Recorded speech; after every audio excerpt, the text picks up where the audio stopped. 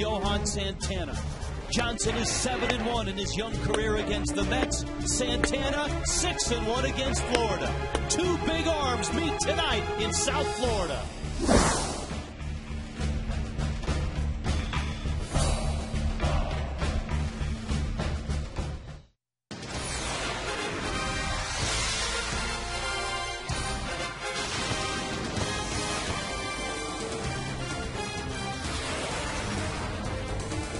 South Florida, are you ready for this? A four-game series. The Marlins and the Mets open things tonight with the best pitching matchup of these four games. Fans arriving, yes, Met fans, Marlin fans, ready for the show.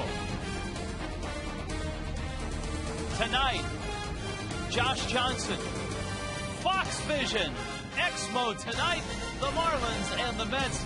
Hi, everybody. Rich Waltz along with Tommy Hutton. All right, the Marlins are 2 under, the Mets are 2 over. So this four-game series is going to be a pretty good measuring stick where these two teams are in mid-May. Yeah, I think so. I think the Marlins are going to see a little different-looking Mets ball club than they saw that opening series at Citi Field in New York. And isn't it amazing that every time the Marlins play the Mets and Josh Johnson pitches, it seems like he matches up against Johan Santana. Well, that was the case on opening day, and the matchup was Josh Johnson and Johan Santana. Here's how they fared. You know, Josh Johnson, we have documented his 7-1 in his career against the Mets. He's gone 6 or more innings in his last 5 outings, but here's the kicker. Against the Mets in this ballpark, he is 4-0. I think what he'd like to do is do what Freddie told him a few starts ago, attack, attack, attack, go a little bit deeper into the game than he did in that game in New York. So you see Johnson's numbers in that start. Santana was splendid in the opener. Santana in that game in the opener went 6 innings, gave up just 1 run. Here's a guy who, over the last 6 years, has the most wins and strikeouts of any Major League pitcher.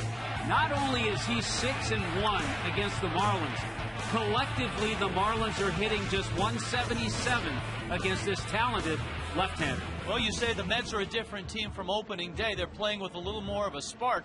The Marlins seem to have a little bit of a spark, having taken 2 of 3 on the road at Wrigley. Yeah, I think we've seen a good stretch of starting pitching, and we've seen the bullpen fall into place, too. What will we see in these 4 games, which starts with the best matchup on the mound? Josh Johnson, Johan Santana. When we get back, we'll hear from Josh Johnson getting ready to face the Mets tonight in South Florida.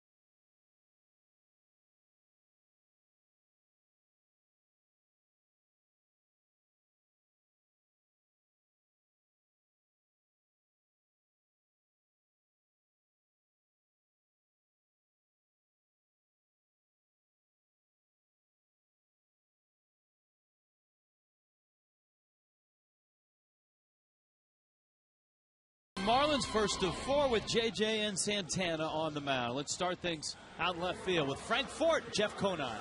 All right, thanks, Rich. Jeff, do you play poker?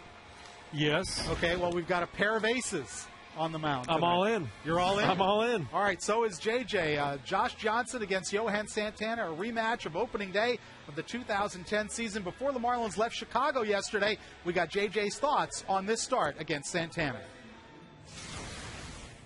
Hopefully it goes a little better for me than it did the first day, but yeah, feeling a lot better than I was back then. So just got to go out there and keep it rolling.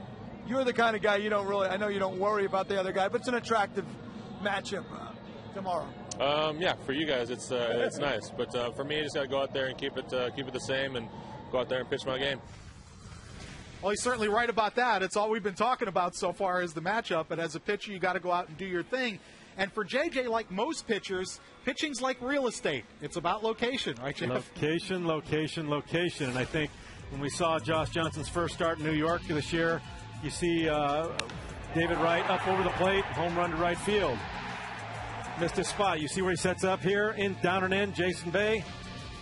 You see Ronnie Paulino reach over, mistake, triple. And you can see JJ shaking his head. He knows that's not where he wanted to throw the ball. Now, conversely, when he's hitting his spots, sometimes the guy has no chance. No chance. See Mike Jacobs there, no chance. You see, and then boom. Watch the slider right here. Bottom drops out of it. Jason Bay has no chance. Josh Johnson's got that kind of stuff where when he's hitting his spots, when he's hitting his corners on the inside and outside part of the plate, hitters have a really tough time hitting him. And we saw how dominant he was earlier in the year against San Diego here, a 12-strikeout complete game. And in Josh's career at Sun Life Stadium, he's 19-9 with a 342 earned run average, 270 innings, 274 strikeouts. So a little over a strikeout an inning here at home. He's tough in this ballpark. Very tough in this ballpark. And you saw on that tape, too, the mistakes that he made as far as missing his location and giving up hits. But he also walked 4 guys in that game, which is very uncharacteristic of JJ. All right, well, we'll look forward to the matchup tonight. 2 pitchers that have succeeded often against their opponent tonight. The Mets against JJ have had a tough time. The Marlins have struggled against Johan Santana. It's round 1, the first of 4. Rich and Tommy with all the action coming up next.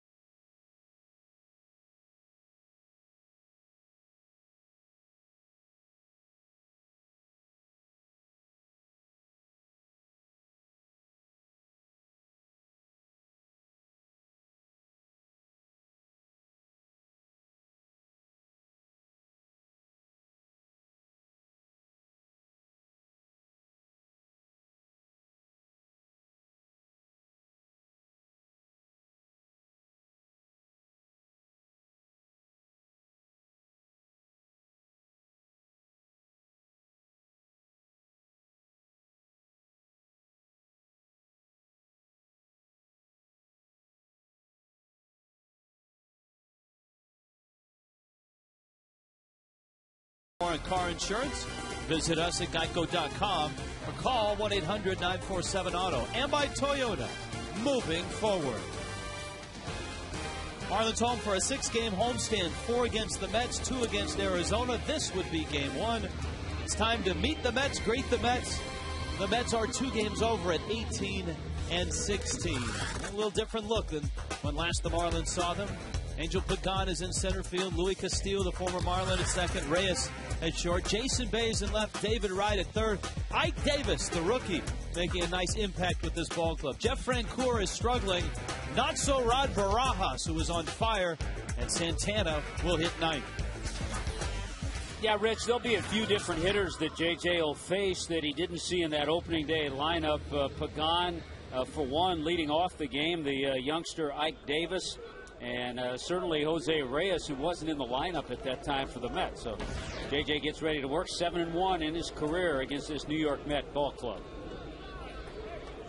Pagan is hot. Castillo has been hitting the ball. So the top of the Mets order has been doing it for Jerry Manuel, and J.J. drops in a strike to the switch-hitting center fielder, who did a nice job filling in for Carlos Beltran at the end of last year. And yet it was Gary Matthews Jr. who started the season out in center. Coughlin with a diving catch in left field. Started with a beauty. Tonight we debut Fox Vision, a super slow-mo look at Chris Coughlin. And how great does that look watching it again in super slow-mo? Just outstanding by Chris Coughlin.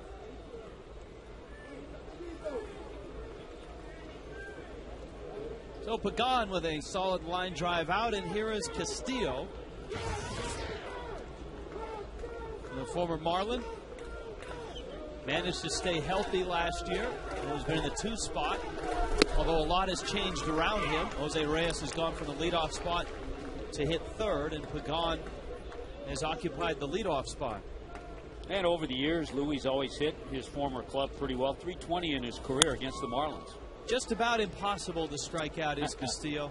He has punched out just 4 times this year. He is second hardest in the National League to strike out behind David Eckstein. J.J. had him 0-2, a chopper up the middle. Barden has it, flips to first, just in time. A little bit of a change for the Marlins tonight out there at second base. Well, always sure-handed is something that really lit up eyes in spring training. There's the outfield. We saw a great play by Chris Coughlin. Cody's in center, but Brian Barden getting the start at second base. Wherever he played in the spring, he made plays, solid plays. If they were routine or exceptional, he has sure hands and an accurate throw. Now Reyes. The Mets shortstop certainly has had a little bit of pep, a bounce in his step to a ball club that was sluggish out of the gates. The Mets opened the season at 4-8. They've gone 14-8 since then. Yeah, Rich, I think getting Reyes back and inserting Ike Davis, the young first baseman, those 2 moves kind of pepped up Jerry Manuel's ball club. They came off a tremendous homestand. They were 9-1 on a recent homestand. Reyes obviously a stolen base threat. And J.J. fires in a strike to Paulino. The Mets haven't played many games on the road, though. They're 4-8 on the road, only 12 games on the road. Outside corner, Angel Campos is our home plate umpire tonight with Jeff Nelson at first, Jeff Kellogg at second, the veteran Larry Vanover out at third base. J.J. went 3-0 to Reyes. Now he's 3-2. And a sharp ground ball. Barden kicks it, picks it, throws it, got him. And a 1-2-3 inning. The Mets hit some balls hard, but some good defense behind J.J. Chris Coughlin in left.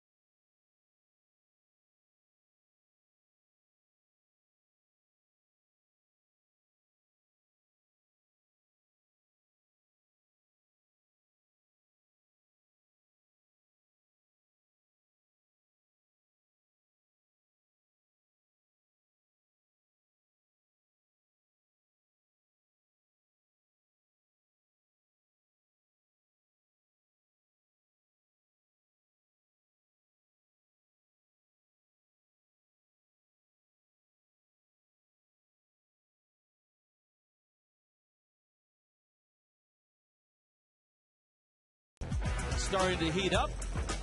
Brian Barton gets the start at second base. Hanley Ramirez at short. Jorge Cantu at third. Cody Ross in center. Look at Ronnie Paulino against lefties this year. Gabby Sanchez at first. Brett Carroll gets a start in right. And JJ's had a good year at the plate. He'll hit ninth. No ordinary lefty out there in the 31-year-old two-time Cy Young Award winner, Johan Santana. You look at the ERA at 4.54, but a lot of that was from one really bad outing in Philadelphia. 8 hits and 10 runs in 3 2/3 innings. And the Marlins lineup is littered with hitters who have had very little success against Santana. Chris Coghlan takes a strike. Coghlan has seen Santana 3 times and has 1 hit against him. Chris, who started the season in April in just a monstrous slump, is over 300 in his last 16 games. And his bat on the road trip was solid as well. 6 for his last 14. You can see the trip, a 368 clip. All great numbers to hear for Coghlan, the Rookie of the Year in 2009. I think one of the numbers to keep your eye on with Santana, because there has been talk the velocity might be down a little. Of course, the warm weather here may heat him up, get him loose. Fastball's at 90. There were some games earlier this year that he was in the upper 80s. A lot of times he's 92 to 94 with the fastball. What does 89-90 do to his changeup as opposed to 91-92? Not as much differential, so the changeup is still tough, but not as tough.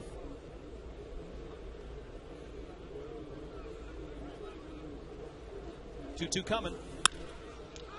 Coghlan drives that fastball to left. Jason Bay over, and it's out of play. 31 years old is Johan Santana. Well, let's check in on the scouting report. He has that deceptive short arm delivery. The changeup has some sink to it, and we'll keep our eye on, as we said, the velocity. He also used a slider. He threw a slider early in the count to Chris as well. Last start against the Giants, gave up 4 runs in 7 2/3 innings. 2-2 coming. Coghlan hits it up the middle. Diving stop by Reyes on his feet. He throws him out. Wow, what a play by Jose Reyes. And that's a big difference in the Mets, just having him out at shortstop. And how many times, Rich, have we talked about the tremendous plays when they've come off the bat at Chris Coghlan? When you're hitting 214, defenders make plays like that. The Mets are pretty solid defensively. They've made 20 errors, but a terrific play there by Jose Reyes. I'm not sure if Alex Cora makes that play. Remember, he was at short early in the year. Brian Barton getting the start for the Marlins. Of all the hitters that had struggled against Santana, the mightiest struggle, Dan Uggla. 1 for 19 in his career against Santana, so it's a good night to give the Marlins second baseman the night off, said Freddie Gonzalez, and Barton gets the start. And that's always for a utility guy, and Tommy, you faced this at times in your career. The night you get to start is the night you rest somebody against a guy like Santana. Against an ace. Yeah, Dan Uggla, bad numbers against Santana, and he's played every inning of every game this year. 0-2. Barton goes down at 91 on that fastball. And Santana has the first 2 outs. Well, we talked a little bit about that Mets defense. Let's check it out. There's Jason Bay and Angel Pagan in the outfield. Frank Cooper, that strong arm in right. David Wright. Ike Davis is over at the other corner. Reyes and Castillo up the middle. Rod Barajas, their home run leader, behind the plate. Here is Hanley now, and he stands in just 3 of 18 in his career against Santana. Had a home run in that season opening series up in New York, in which the Mets won the first game, the Marlins won the next 2. Hanley hit the ball hard yesterday in Chicago. The Marlins losing to the Cubs by a run, 4-3. Hanley was 2 for 5. You know, I did talk to Hanley a little bit. As you look at the numbers, he's really struggling against lefties this year. About that at bat that ended the game in Chicago against Carlos Marmol. Yes, he was still thinking slider with 2 strikes on him. And Marmol threw him 3 fastballs. Cambio There's the sink that you talked about on the changeup. Yeah, it just kind of comes up there and stops and then takes a dive downward. Got great arm action. There it is. And it disappears.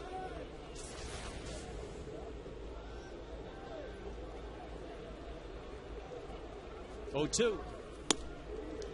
And then he climbs it upstairs with his fastball. He'll show his breaking ball. We saw a slider to Chris Cogley. But for the most part, he'll use fastball and changeup.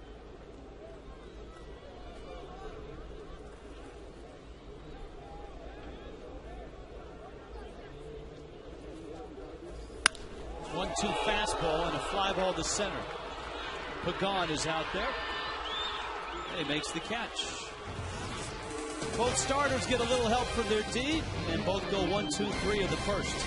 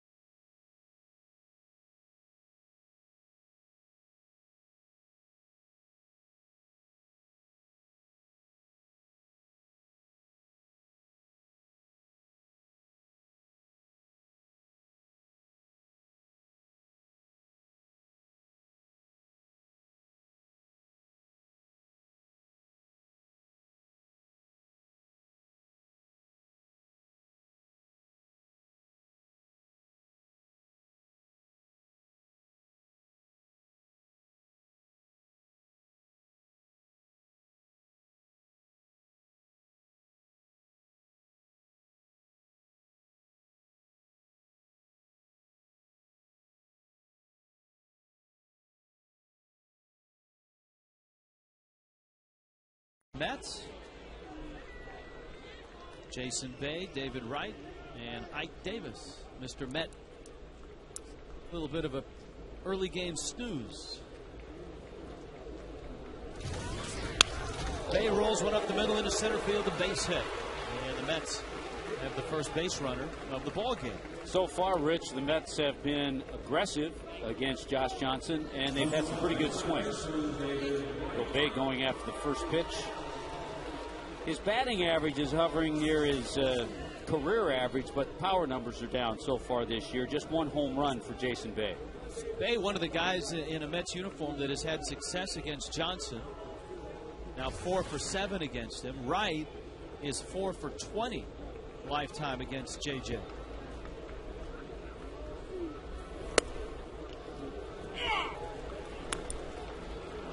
And another little wrinkle in the lineup, David Wright. You see him down a little bit more in the number 5 spot than we saw early in the year.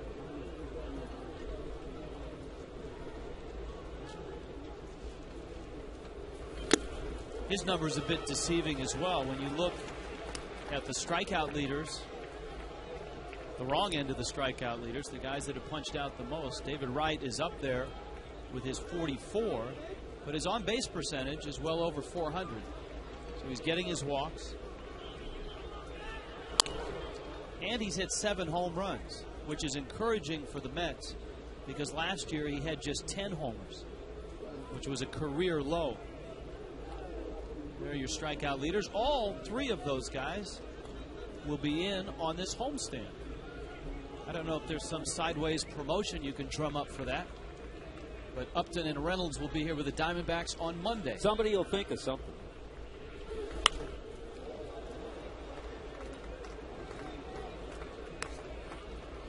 JJ with the count 0-2. His last start, a loss to the Nationals. Didn't walk anybody, struck out 5.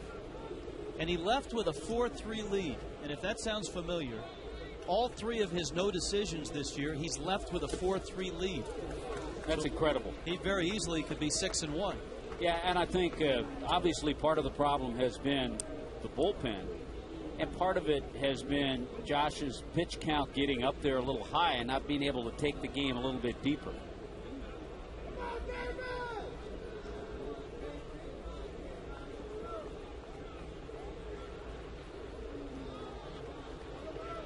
Mets arrive in town having lost 2 of 3 to the Nationals, knowing what the Marlins know, in that Washington is a very good baseball team right now. Yeah, a lot of talk in the Mets clubhouse and a lot of their people who follow the club about the same thing that we talked about after seeing the Nationals.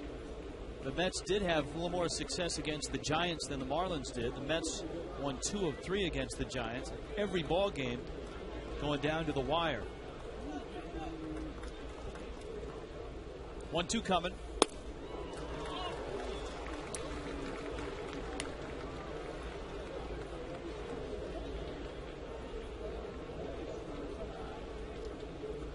Freddie Gonzalez, Carlos Tosca.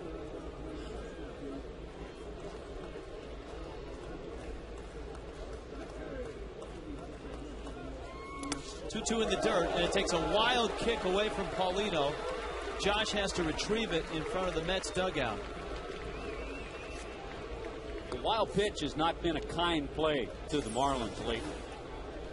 At the wild pitch in Chicago, there was a borderline pass ball that allowed that go-ahead run to score for the Cubs. That a wild pitch all the way. Ronnie Paulino couldn't pick it up. Good hustle by Josh Johnson to get over there. And that run in Chicago yesterday ended up being the deciding run of the ball game.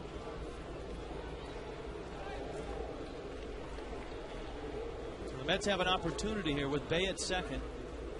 JJ is 3-2 on right.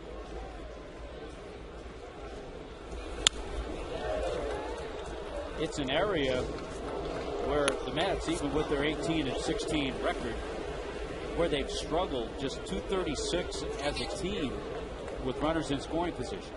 That's 28th in the major leagues.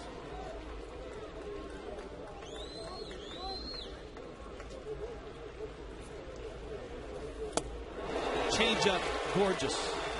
Wright goes down for the 45th time this year. When you have a guy who strikes out and you get in this situation, you'd love to make a perfect pitch. And you talk about a perfect pitch. David Wright was not thinking changeup. He's thinking fastball, maybe slider, but not changeup. He got a good one from JJ. Our Toyota Fox Tracks, that the 8th pitch of the at-bat.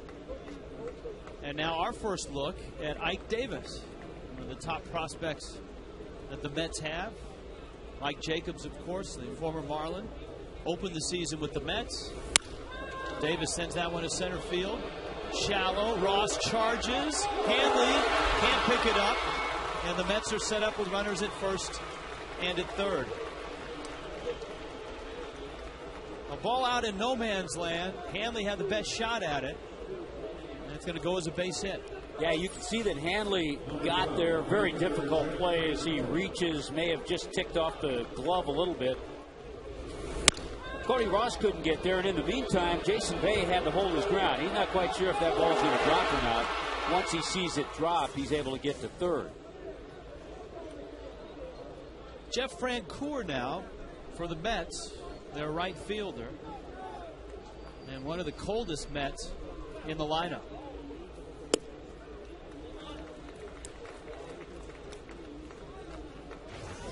But a guy that has seen an awful lot of Josh Johnson from his days in Atlanta and, of course, in New York, and is a .304 hitter against JJ. Yeah, a guy who's just seen an awful lot of the Marlins. 96. Touching the red on the radar gun with that last pitch. Marlins infield back for 2. Davis at first and Bay at third.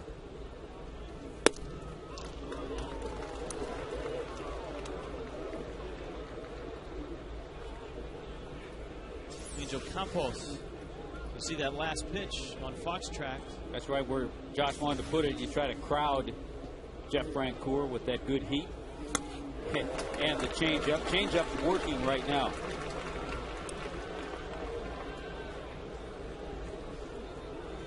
Bay opened with a single, was wild pitched to second. After Wright punched out, Ike Davis dumped one into center.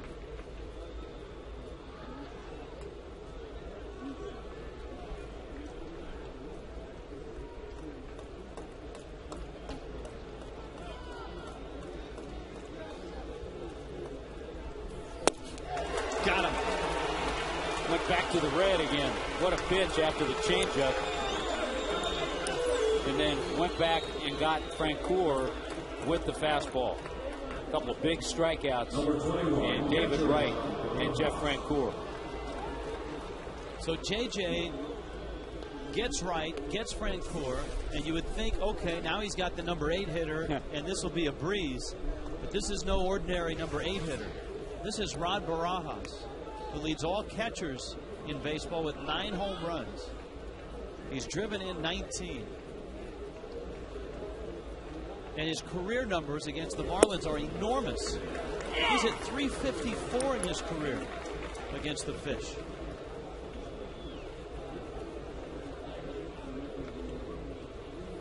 Three multi-homer games already this year. A walk-off homer, the first one at Citi Field.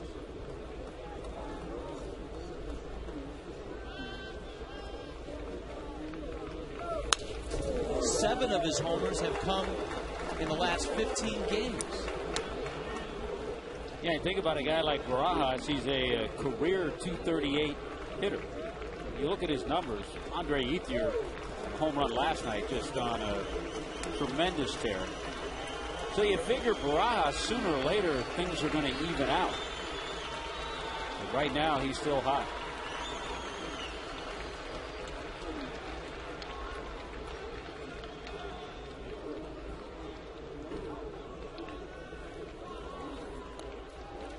So he got Wright on the changeup, Francoeur on the fastball. Let's see what Barajas gets.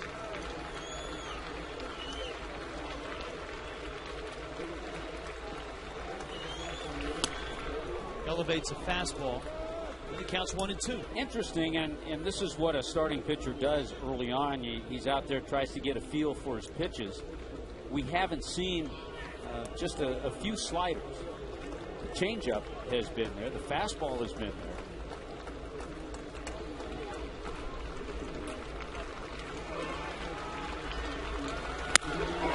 Line into center field. That's a base hit. Looked like a changeup. And Rod Barajas continues to hurt the Fish.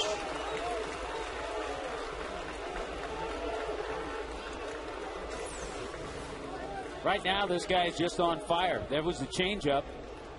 Not a bad pitch. It's down, borderline strike. It's away, but Barajas stayed back enough and picked up the RBI. How nice is that when your number 8 hitter is your hottest hitter and been pumping balls out of ballparks like Barajas has? The Marlins have not had that luxury this year. Not many National League clubs have had that luxury this year. Although I see where Tony La Russa had moved the pitcher out of the number 8 spot for a few ball games. I think it was to get Skip Schumacher going in the Cardinal lineup. Tony La Russa just trying to get Kyle Loesch going.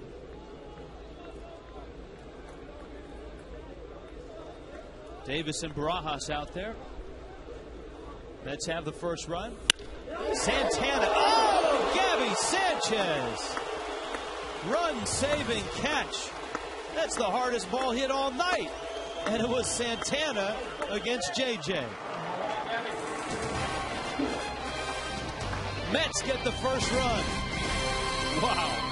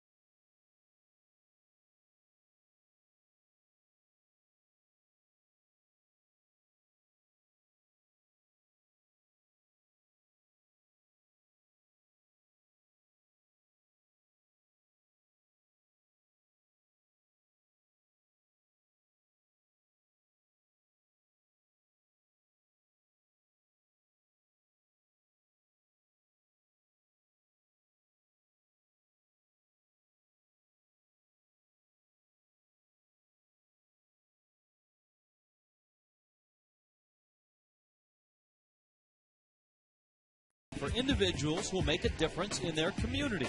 30 everyday All-Stars will be honored at the 2010 All-Star Game in Anaheim. To nominate, go to peopleallstars.com before May 14th. Let's check in with Allison Williams. Allison? Thanks, guys. Here with David V., who currently has an in-game chat on FoxSportsFlorida.com. David, are the fans especially fired up for this Mets series? The fans love it when the Marlins play the Mets. It's a huge division rivalry, and they really get fired up about it. What about this pitching matchup here tonight? This is one of the best pitching matchups I've seen all season. Two of the best in the game. Santana's had a ton of success against the Marlins in the past. JJ's really owned the Mets in the past, but somebody has to win. It should be exciting to watch. Marlins making a roster move today. A little bit about what the fan reaction has been. Well, the fans might be a little confused because Brett Hayes isn't a big name. A lot of fans have been wondering when Mike Stanton's going to come up. But Brett Hayes is going to help the team a lot. He gives a lot of flexibility. He's a third catcher. And with the Marlins facing three lefties in this series, Ronnie Paulino's going to play a lot. And with Brett Hayes being on the team, it allows Freddie to use John Baker as a left-handed bat off the bench. All right, David, thank you so much. We're going to have lots of good stuff for this Marlins-Mets series on FoxSportsFlorida.com. Guys. All right, thank you, Allison. Jorge Cantu bounces out to Jose Reyes. Here is Cody Ross with Ronnie Paulino to follow. And Santana misses down low. Ross homered in Chicago. He is just 3 of 18 against Santana. One of those 3 hits a home run. Boy, this is a team that the Marlins will see a lot of the first half of the season. The Marlins and Mets play 13 games the first half of the season. 3 of those games will be in Puerto Rico.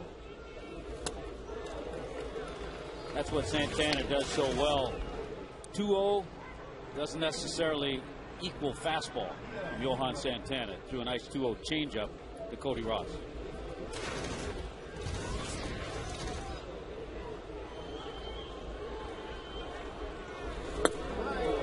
How about a nice 2-1 as he doubles up on the changeup?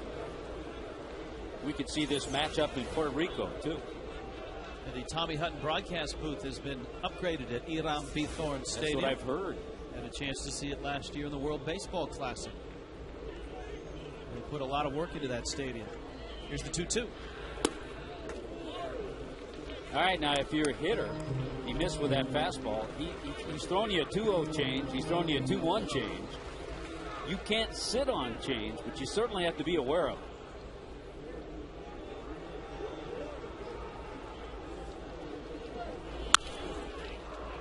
He got the change and he hit it hard. You know, from up here, you can guess change up with 2 strikes, but you can't down there. All right, since Ross seemingly was on that changeup, we saw Santana double up on the changeup from 2-0, then 2-1. Does he double up again? He could, but again, if you're Cody, you can't think that. You have to be able to protect the plate. 2 strikes. If he makes a good pitch, you try to foul it off, hope for a mistake. Ground ball. Right got a piece of it in. It rolls into shallow left. Ross around first, and he'll hold there. It's going to be a base hit. And he got the fastball.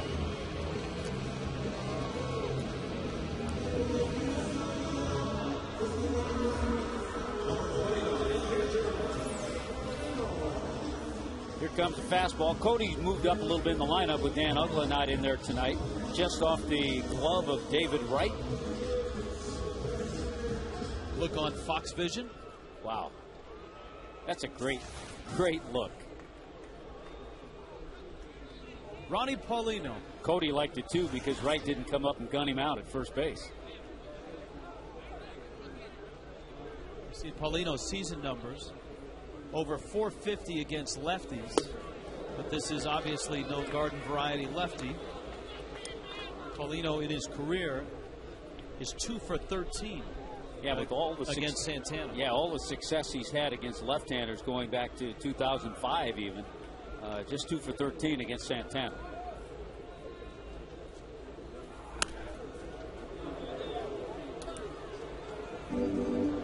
Marlins catching situation with Paulino's bat right now hotter than Baker's.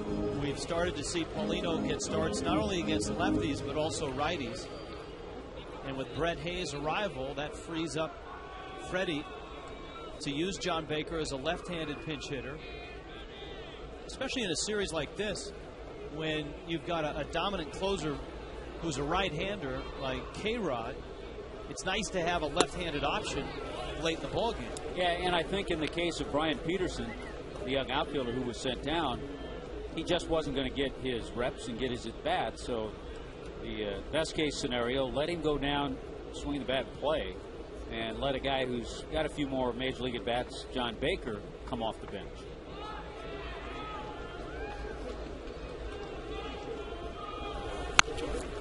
Up the end of the bat, Davis gets it out there. Reyes' return is in time with the catcher running a 3-6-3 double play.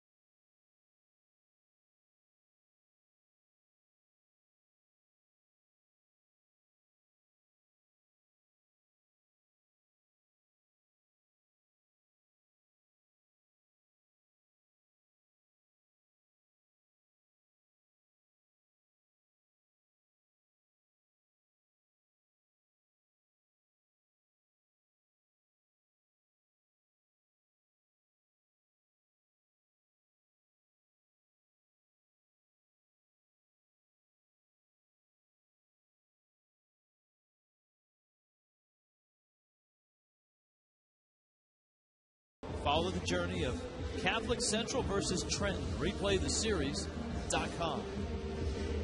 Let's see what Josh Johnson can do here in the third inning. So far, the Mets through the first 2 innings with their run and 3 hits have had good swings. He does have a couple of strikeouts, but the Mets have hit the ball hard. And we haven't seen him incorporate that slider to this point.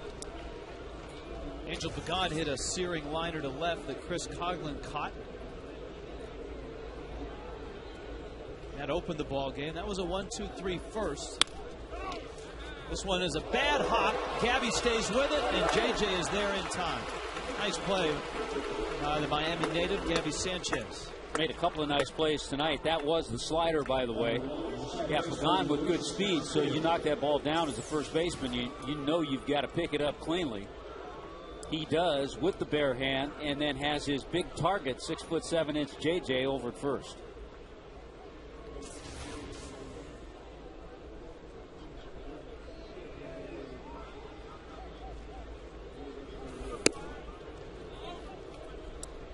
Luis Castillo now. His name forever etched in Marlins history. A 3-time All-Star. Chopper back to the screen.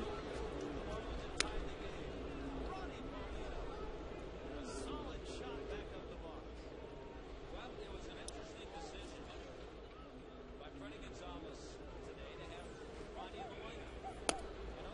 Luis. 1-1 pitch misses inside. Yeah, you're right about Luis Castillo. Always a fan favorite. Had that 35-game hitting streak as a Marlin.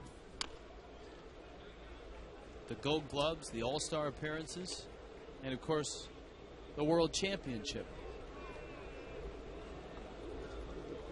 And Louis always been one of those guys. His career on-base percentage right around 370.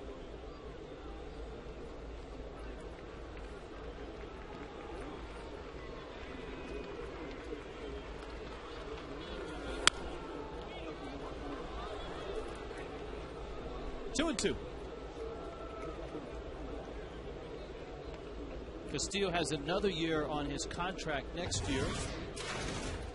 I think the Mets a little bit relieved with his season last year. He hit .302 and looked a little more like the old Louis, the guy that they had signed to a 4-year contract after he started that contract hitting .245 and an injury-filled 2008. Yeah, the oddity of his year last year, he was one of the few Mets that did not go on the disabled list after all the limping and gimping around.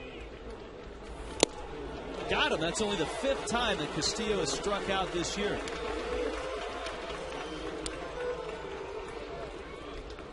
So for Josh Johnson, he's either been devastating with the strikeout or the Mets have barreled it up and hit it hard. Well, and that was just a good old fastball. Of course, we talked about that. Remember when the Padres were in town and Josh had that 9-inning 4-1 win against San Diego, 10-1 win. He struck out David Eckstein in the first inning. Another tough guy to strike out. Are you on board with the Reyes is better in the 3 spot than the leadoff spot? Not yet. No, I think he's different than Hanley Ramirez. It was you could see that Hanley someday would be a number 3 hitter, which he is. Jose Reyes, to me, is not a 100 RBI guy. He's not going to hit 320. To me, he's an exciting triple stolen base guy that you want at the top of the order. Now, that could change when Beltran comes back and is healthy and hitting in the number 3 spot. JJ strikes out Reyes. Good slider. Threw a couple of good ones this inning. Couple strikeouts in the 3rd. The Mets have the only run of the night. First of a 4-game series. New York on top.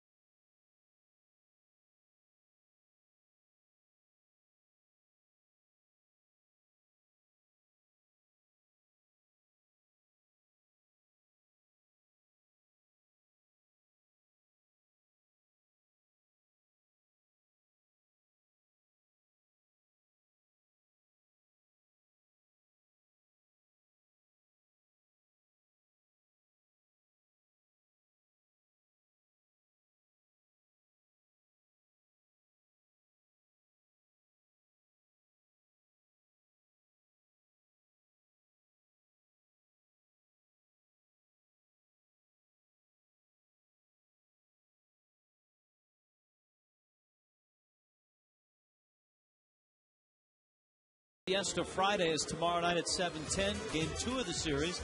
You can get the 4 for $54 or all-you-can-eat seats, and fans can play Billy Bingo for a chance to win a Hanley Ramirez batting champion figurine, courtesy of Majestic Athletic. 1-877-Marlins, the number to call. Mets and Marlins all weekend. Friday and Saturday night and a Sunday afternoon. Good weekend of baseball. Nice weather in the forecast. Sanchez stands in. Gabby is in the 7th spot in this ball game with Brett Carroll hitting 8th. And they'll be followed in this inning by Josh Johnson. Gabby homered in Chicago. Marlins played some tight games against the Cubs. And a liner back up the box into center field. Second hit against Santana. And up comes BC. Good solid swing there by Gabby on that line drive.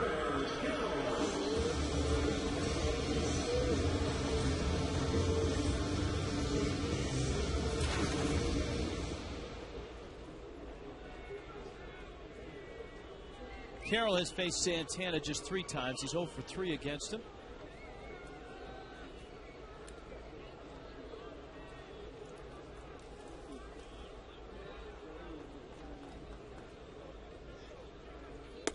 Right now, Cameron Maben losing a little playing time to Brett Carroll. But Brett struggled, had his own struggles on the road trip, just 1 for 14 on the trip. How much of that decision is defensive or offensive, or is it a balance of both? I think it's a balance, but I think certainly defense is considered.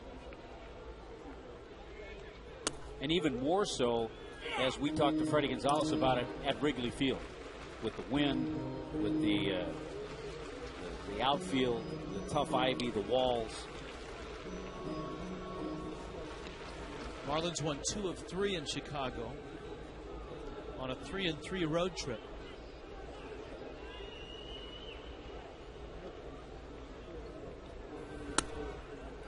What did you figure out? It's 2-1. What did you figure out, Rich? The Marlins on the road trip had 4 one-run games, and then the other 2 were 2-run games. Yeah, so a lot of low-scoring games. Most runs they scored on the trip in any game was 4. The weekend started in Washington. Marlins running into a hot Nationals team. That combination of Clippard and Caps at the end of the ballgame, the difference in that series.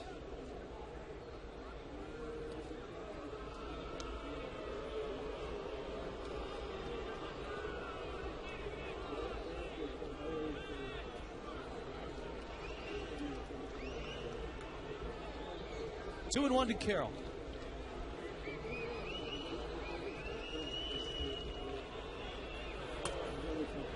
Changeup just floated high. And it's 3-1.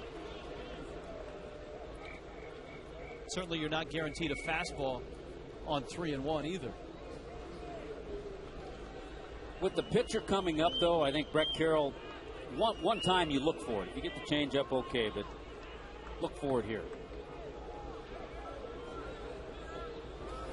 Got it. And pulled it foul. Another hitter, a Dan Uggla, Cody Ross, maybe not. Now you're not sure. 3-2. Notice it was 88 though, that last fastball.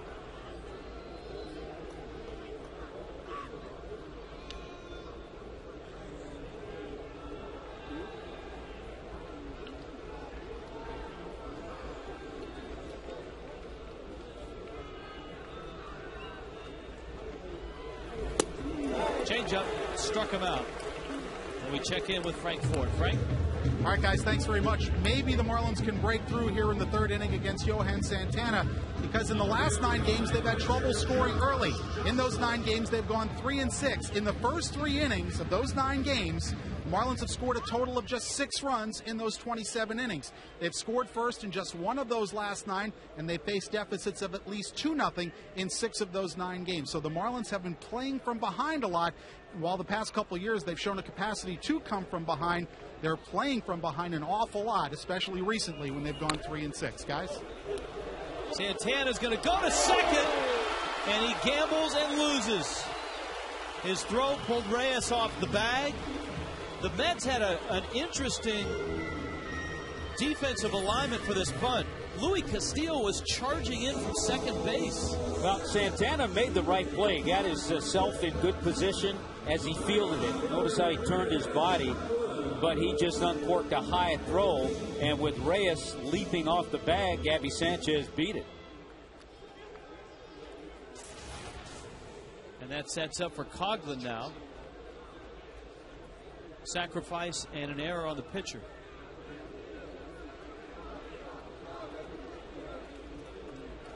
Coughlin hit a sharp grounder up the middle. Reyes made a diving stop back in the first. Santana, a breaking ball that misses outside. You know, it's really interesting. Jeff Conine brought it up on Marlins Live. In his career, Santana has faced lefties and given up a few more hits. Lefties hit him about 12, 15 points higher than right-handers.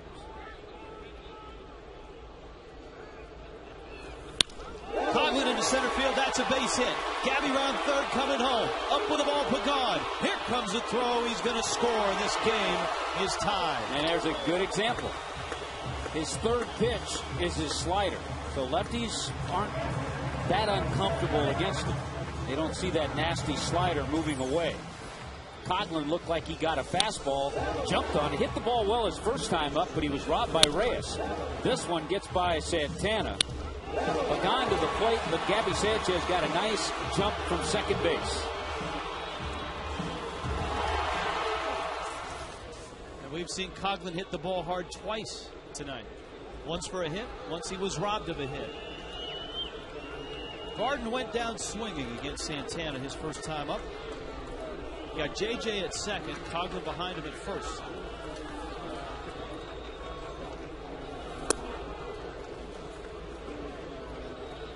When you don't play a lot, the kind of guy you like to face is a hard thrower, and not one who has a terrific changeup.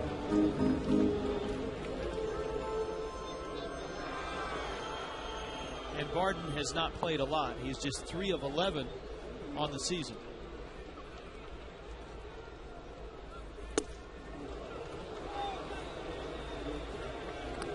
He's having trouble with the Santana changeup. Barden had a hit in the 9th inning, a pinch hit, RBI single against Carlos Marmol to draw the Marlins within a run yesterday afternoon at Wrigley. Marlins would end up losing that game by a run. 0-2 coming.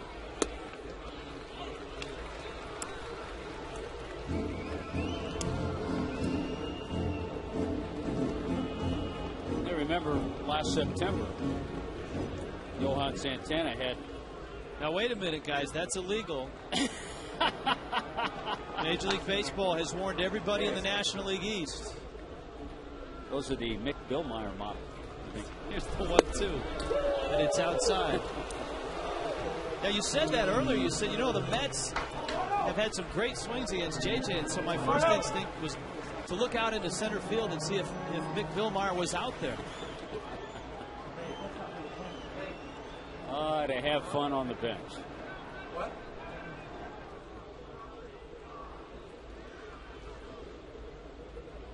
Two. Pagan is out there.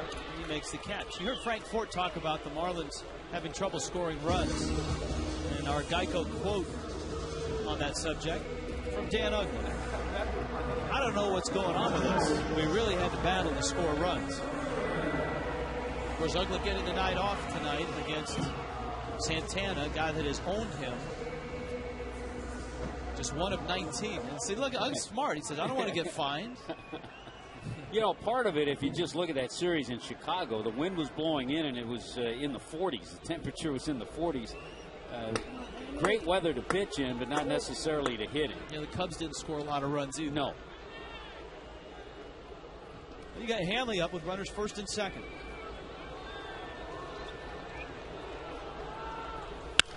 Hanley diving stop by Wright on his feet.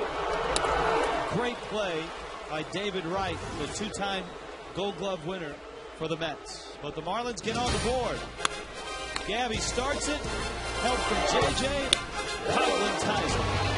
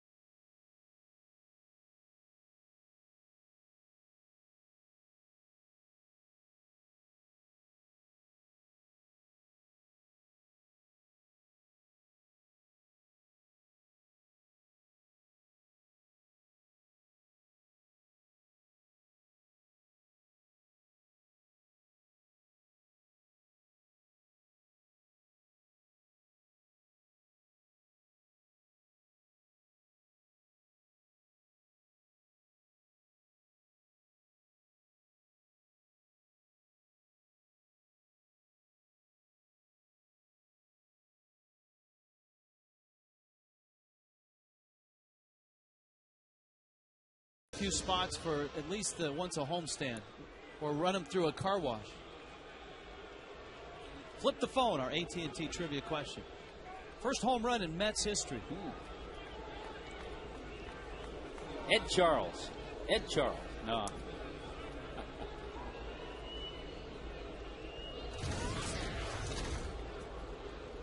Jason Bay, who has 1 home run this year, takes a breaking ball for a strike. Bay signing a 4-year, $66 million contract, which will have him as a Met through 2013. Sends that one into center. Cody is there, and he makes the catch. We check in with Allison Williams. Allison? Well, guys, as David Wright steps into the batter's box here, I had a chance to talk to him about last year and the struggles he had with the Mets. He's known as a power guy. He's averaged 29 home runs over the last 4 seasons, but last year, just 10 home runs on the year. And he talked a little bit about the adjustment of playing at Citi Field. He said, for one thing, you have to get used to seeing things from the batter's eye. Also, you have to get used to how the park plays. It's obviously very different than Shea Stadium. Of course, there's going to be no cheap home runs, as he put it, but he feels like things are turning this year. He's got 7 home runs on the year, and he said that he feels more comfortable in the box, and he's just hoping that his numbers will show that. Guys. Thank you, Allison. Some of that, Tommy, last year had to be all the bats that just kept disappearing around him, from Delgado to Reyes to Beltran.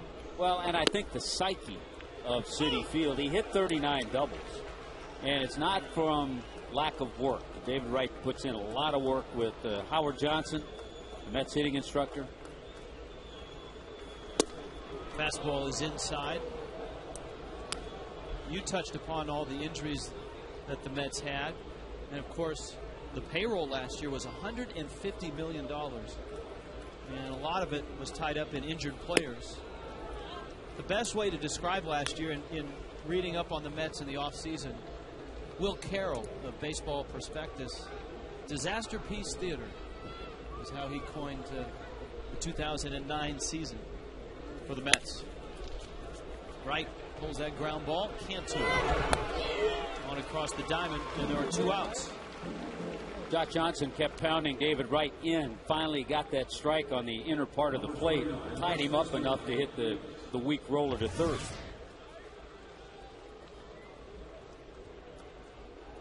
The big inning, of course, the second inning, where he was up to 22 pitches. The Mets had 3 hits. Rod Barajas, as expected, driving in the run.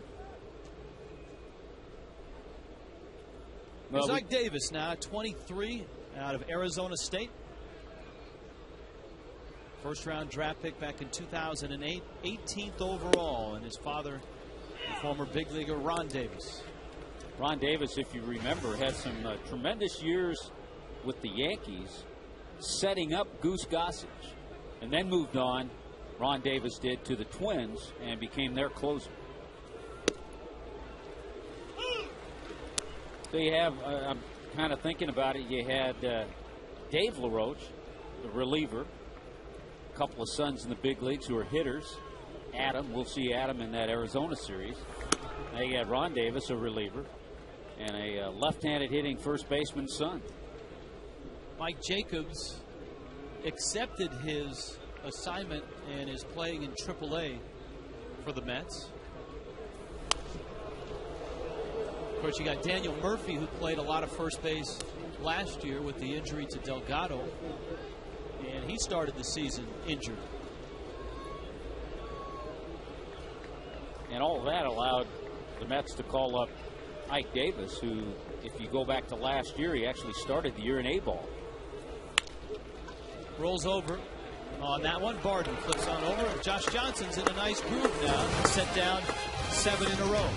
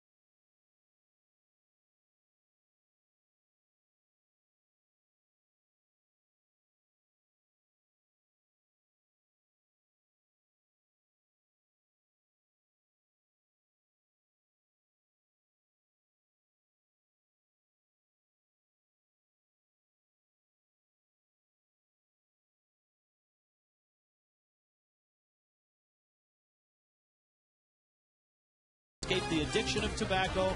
Be free. Visit FloridaQuitline.com. And by AT&T, find out what's possible with the nation's fastest 3G network. AT&T, rethink possible. Man, is it nice to be back in South Florida after low 40 temperatures at Wrigley Field yesterday. The Mets and the Marlins opening up a 4-game series and a marquee matchup with Josh Johnson and Johan Santana. Rich, nice to go with the Tommy Bahama shirt to shed the socks and just feel comfortable.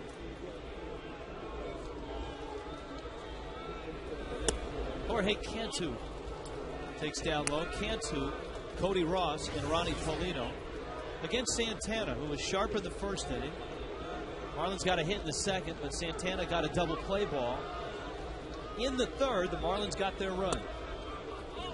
Base hits by Gabby Sanchez and Chris Coghlan. Let's see if in this inning the Marlins continue their string of good swings against Santana. Remember, Hanley made the final out on a rocket to third. He was robbed by right. Marlins had good swings against Santana in that third inning. 2-0 has almost automatically been a changeup pitch for Santana tonight. Especially if you get to a big hitter, a guy who can hit you out. Here's the 2-1. That ball's in the air to the big part of the ballpark. And Pagan makes the catch. All right, flip the phone. Let's do the AT&T trivia answer. Flip it. Got to go back to that woeful Met team. I don't think Roger Craig hit it out. I don't think Richie Ashburn did. Gil Hodges at St. Louis against right-hander Larry Jackson. You go back to what you said about the changeup. Seen a lot of them 2-0, and I think to certain hitters especially. So I think what it does to a hitter down the road, if you're Cody Ross or a Hanley or a Cantu and it's a tie ball game, look for it one time if you get to that 2-0 situation. All right, here we are, 2-0. And remember, Cody Ross got a 2-0 changeup. It's worth looking for one time, because if you get it and have a good swing, if you get the fastball, you just let it go by.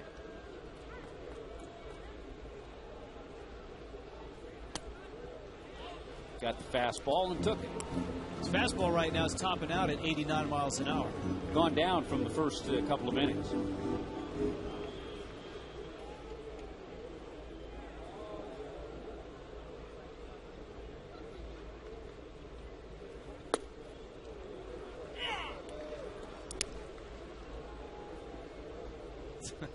That away, Hanley. The camera with the red light.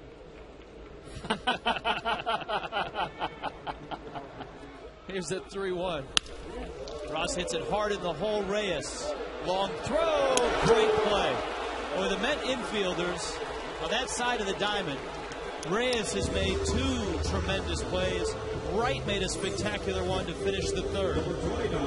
Johan Santana's gotten some terrific help. Reyes a couple of times. David Wright on the ball. Hanley hit.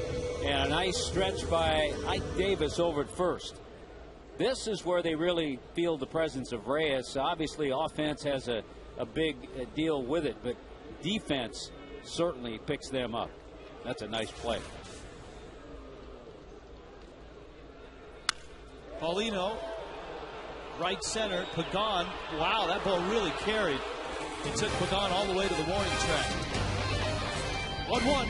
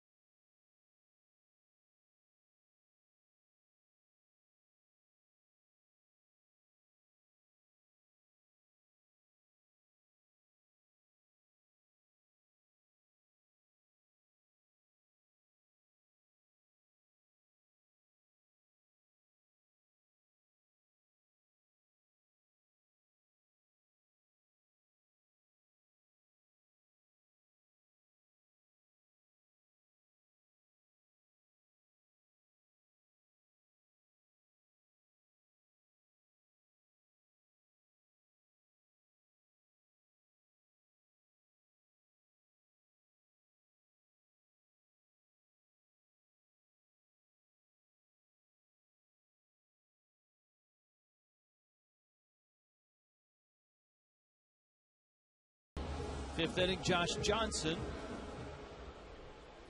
who has retired 7 in a row, gets Francoeur, Barajas, and Santana. Francoeur called out on strikes back in the second, and he doesn't agree with Angel Campos on that one. Been a rough go of it for Francoeur since mid-April. His average down around 140. One thing JJ's done so well, 12 out of 15 first pitch strikes. And we've documented how it's such a marvel for one who's come back from Tommy John surgery. And Josh, 25-7 since coming back from Tommy John surgery. Francoeur off his hands, and it's Coghlan who makes the catch. And of course, Josh Johnson, I don't know that they keep records of this, but many in baseball feel he's the fastest ever to come back from Tommy John surgery. As a starting pitcher, I think there might have been a few relief pitchers. As a starter, 11 months.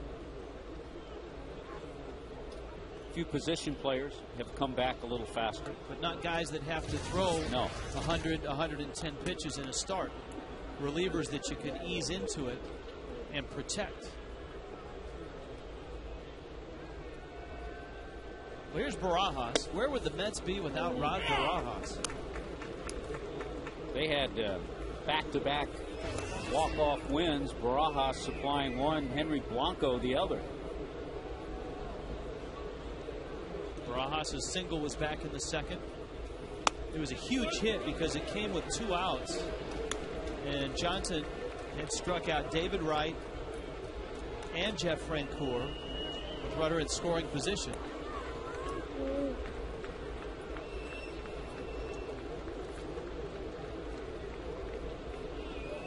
Oh, 2.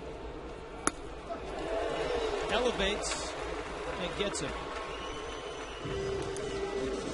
Time now for the Keep Your Edge Spotlight, brought to you by Just for Men Mustache and Beard. Defense tonight, giving both teams the edge. How about Chris Coghlan?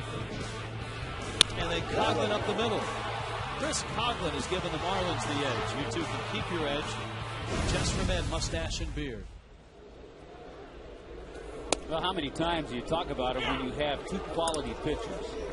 Everybody's on their toes. And what have we seen tonight? Good pitching and tremendous defense on both sides. One of the best plays of the night was on the ball Santana hit in the second. Gabby Sanchez made a leaping catch on that. And that started this run of JJ's, where he has set down 9 in a row. Make it 10. A 1-2-3 fifth. Josh Johnson in a groove. Marlins, Mets, 1-1.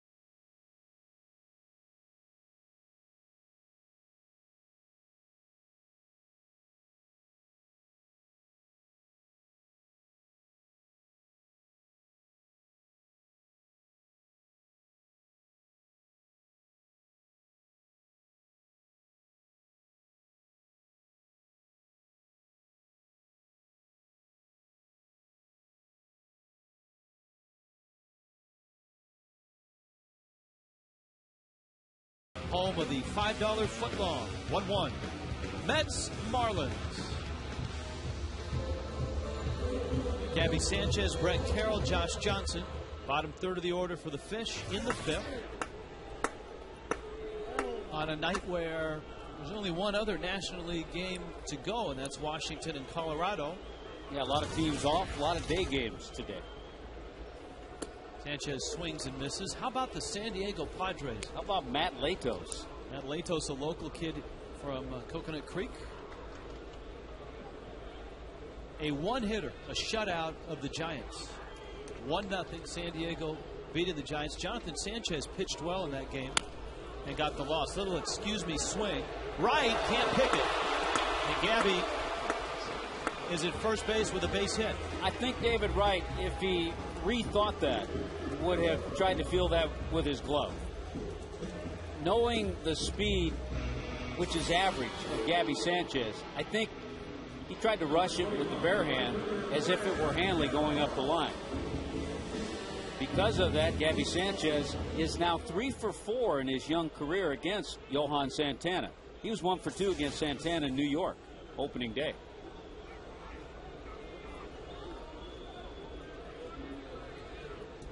So Brett Carroll, who struck out back in the third.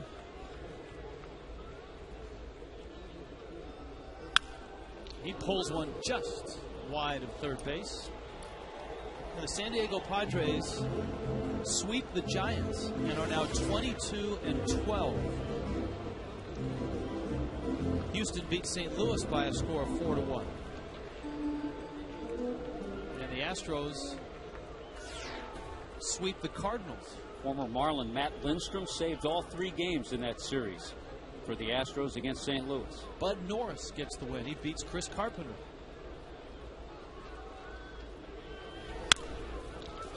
David Wright got one. Castillo's turn is in time.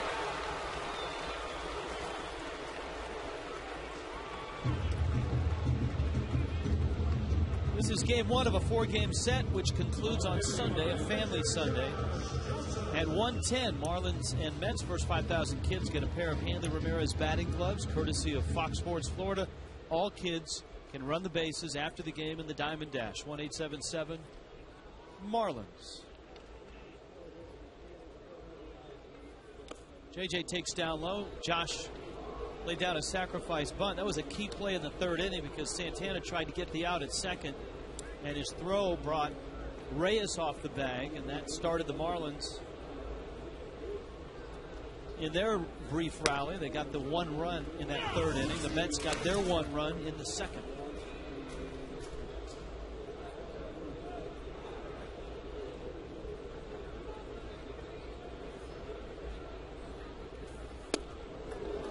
Johnson is a good hitter. He had 3 home runs last year. He's 4 for 15 this year. And he's driven in 4.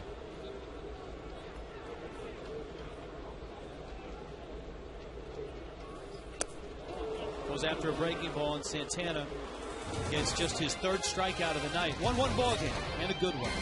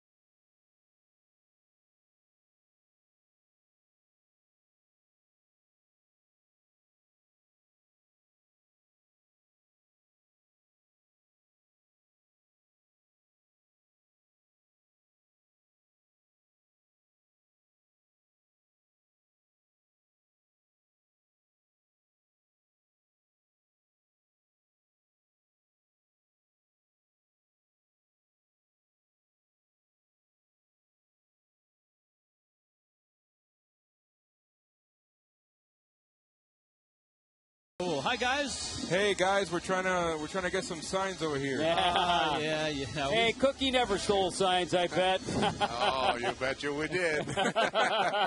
Cookie, Well, there wasn't as much technology back then, right? right, and there was payback back then, right, Cookie? That is right. Yeah, if they saw you doing it, you were just seeing something close to your ears the next time at bat. Yeah, you'd be hitting from your backside next time up. That is true. This is a fun game to watch tonight. Both these pitchers are on.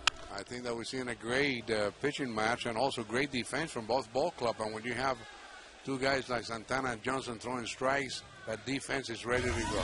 Yeah, el picheo este bueno esta noche. Sí, señor. Yeah, see, Awesome. ever since Hutt got that app on his iPhone, I've been working on it.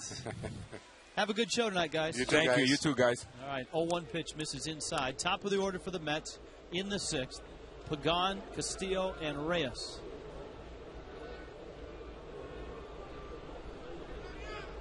JJ has struck out 6. Diving stop by Barden. How about that? Man, some of the plays we've seen tonight. Add up the defensive plays tonight on both sides. Brian Barden getting a rare start at second base for Dan Uggla, who has struggled against Santana. Completely lays out, has to get the throw over quickly with Pagan, the runner. Outstanding. Some great defense brought to you by Home Depot, doing more on defense. Appreciated by his pitcher.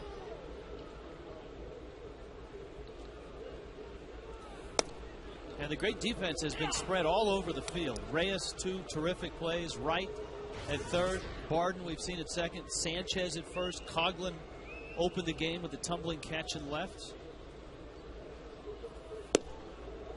Ooh, just missed. 1-1. You could pick the top 10 defensive plays just from this game. You don't have to worry about the other games in baseball today.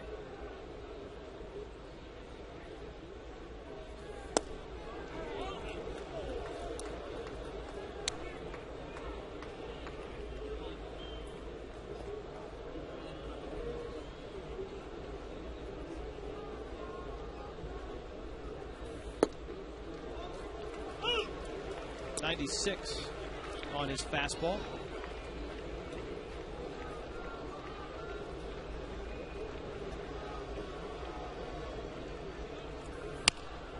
Little chopper. Barden has to hurry, and he gets him. Wasn't that something we saw all spring from Brian Barden, whether he was at third or short or second?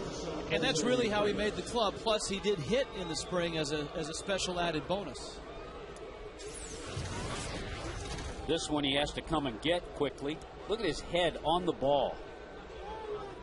That's a great view of what you're supposed to do when you come and get a slow chopper that way on a speedy runner. Reyes takes a strike, and it's 0-1.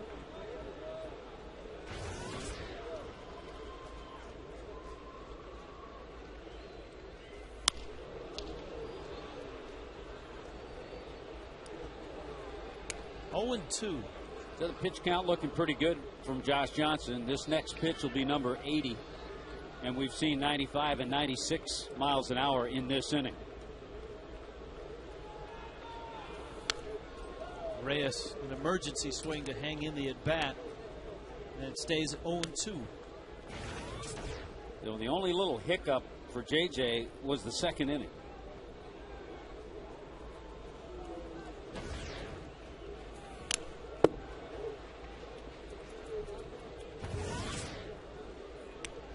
Ball strike ratio is on as Very well. good.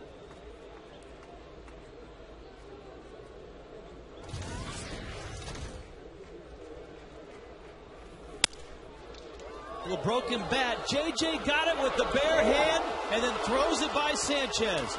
Reyes makes a big turn and heads for second.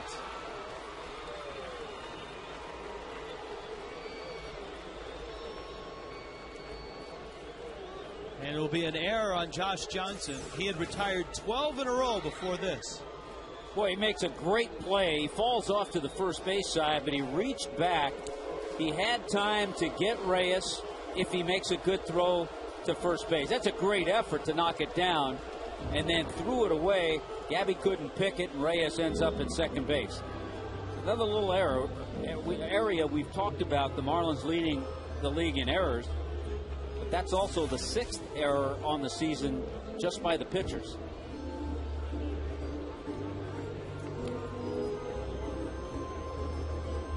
Sean Cunningham, Marlins trainer out there. Keep in mind, too, sometimes when you knock a ball down like that, and I'm sure Josh isn't going to make any excuses, initially your hand has a little sting, a little numbness to it, and then you pick it up to try to make the throw, and you don't have a good feel. And that could have been one of the reasons why he threw it away. Now he's got to have a good feel to pitch to this next guy, Jason Bay. Jason Bay has had more success against Josh Johnson than anybody in the Mets lineup in his career. Not a lot of at-bats, just 8 of them, but he's 4 for 8 with a homer. Huge lead by Reyes at second. Well, you have outstanding speed at second base. So any base hit into the outfield, Reyes is going to score.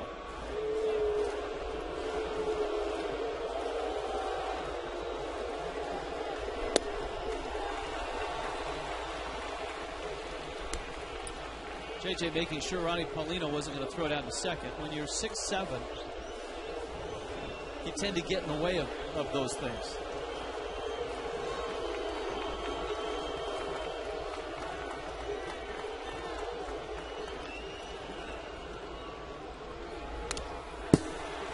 Change up to Bay, and the count's now 1-2. Met fans here in attendance bringing out the Let's Go Mets chant, and the Marlins fans you can hear in the background trying to drown them out with boos. It's always a great atmosphere. Well, I always think it brings out the best of the Marlins fans. When the Mets play here in South Florida.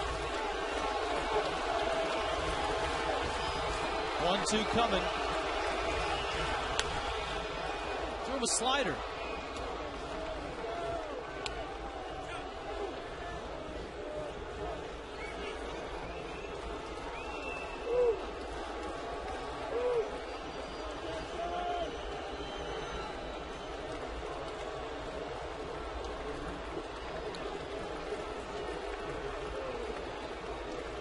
Reyes in scoring position. Johnson is 1-2 on Jason Bay.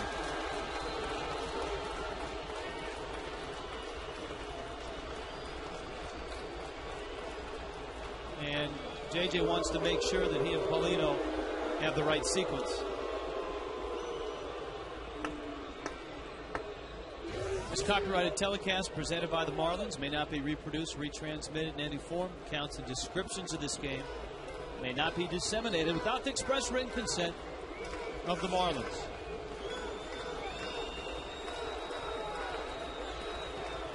One-two. Struck him out. Josh Johnson strikes out Jason Bay. To the bottom of the 6th. Still 1-1.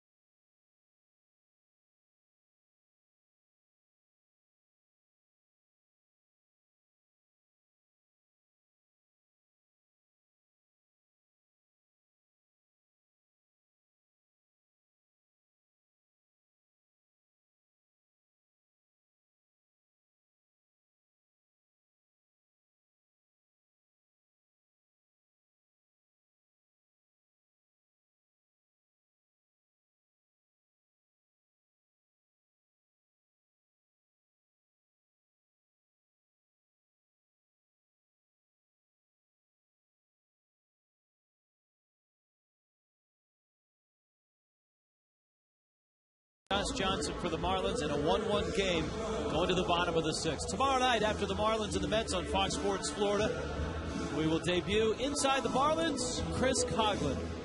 A fascinating and at times very touching look at the 2009 National League Rookie of the Year. Inside the Marlins, Chris Coghlan debuts tomorrow night after the ball game, roughly 10 o'clock. That is a don't miss. Frank Fort put in a lot of time, and it is a great piece. Coghlan has hit it hard twice tonight against Santana. Reyes made a diving stop and robbed him of a hit in the first. And then Coghlan banged one into center to drive in the only run for the Fish tonight. Coghlan, Barden, and Hanley, top of the order. Santana misses down low. One little thing that infielders have done, you see Reyes bunching up the middle. All shortstops this year, and that's one little adjustment defense has made to Chris Coghlan. There's a chopper over the middle. Castillo is around it. And with a quick release, he gets Coghlan. Well, something we didn't see as much of, and as soon as the league learned how Chris hits the ball, where he hits the ball, they've adjusted, and we've seen a lot of middle infielders bunch him up the middle.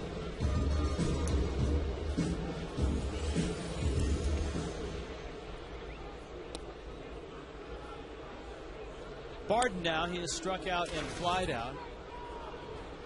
Busy day in the American League today. Texas wins again in extra innings. 2-1 they beat Oakland. Barden bunts it, and Wright was in foul territory and he trapped it. Another great effort by David Wright. Just couldn't quite get there. Well, I tell you what, Texas has been getting some hot hitting from Vladdy, Vladimir Guerrero. Josh Hamilton's been hot lately. And of course, they lead the American League West. It's interesting. You look at a schedule to start the season, and sometimes you could say, oh, look, this team looks like they have an easy schedule. This team looks like it has a tough schedule. The Marlins on their interleague have 6 games against the Rays. Right now, many feel the best team in baseball. The best, if anything, the best starting rotation in baseball. They've got 3 against Texas, the first place team. The Marlins, in an oddity, drew 3 series against San Diego. Of course, the Padres are 22-12. In the National League, out of your division, it's usually 1 home and 1 road series. But for some reason, the Padres come to South Florida twice for 3-game series before the Marlins go out to Petco and San Diego. Why couldn't it have been the other way, where we get to go to San Diego twice? That's your affinity for fish tacos. 0-2 coming to Barden. He lines it into left field, a base hit. Barden looked absolutely overmatched in the first inning against Santana. Battled in the 3rd inning, and he singles here in the 6th. We check in with Frank Ford. Thanks, Rich. Brian Barden, his first year with the Marlins. You saw the defensive play he made last inning. Freddie Gonzalez called him the Marlins' best infield defender, said he'd be comfortable playing him at any 4 of the infield positions. But Brian's been on the Marlins' radar for a while. The reason being bench coach Carlos Tosca, when he was on the staff at Arizona, Barden was a minor leaguer in the D-backs organization. When the D-backs let him go a couple years ago, Carlos said, we got to get this guy. But the Cardinals put in a waiver claim first. And when the Cardinals let him go after 2 years, the Marlins jumped on Barden this offseason, got him in a spring training where he made the team as a non-roster guy. But Carlos Tosca knew him from Arizona and encouraged the Marlins, if he's available, we need to grab him, guys. Hanley's up. And, guys, I think one of the reasons Barden has just 13 at-bats this year, number 1, Hanley Ramirez and Dan Uggla have been healthy all year. Number 2, there's been a lot of off days. Well, and also the Marlins are a team that they don't get as much production out of the outfield as they do their infielders. So you have Cantu and Hanley and Uggla are the 3 guys who are your run producers. So you're not going to give them a lot of days off.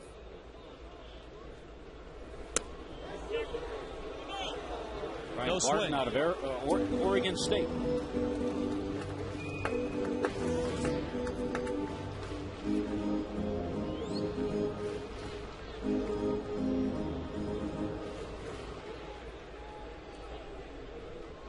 Hanley scorched one in the third inning. David Wright made one of the best defensive plays of the night, and that's saying something in a night full of great defense.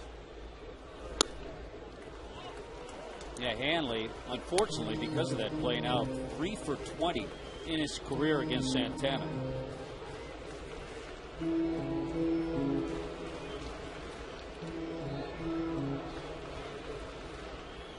Some curious numbers for Hanley early in this season. 165 against lefties.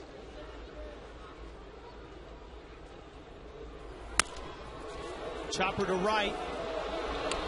Out there. And a good slide by Barden.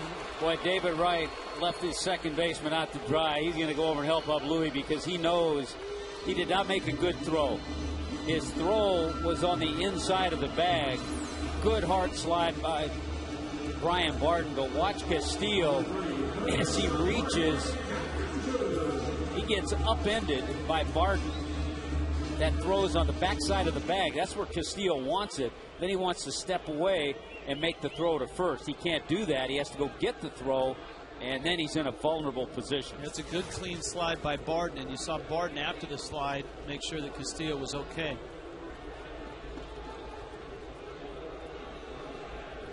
So Hanley's at first. Here is Cantu.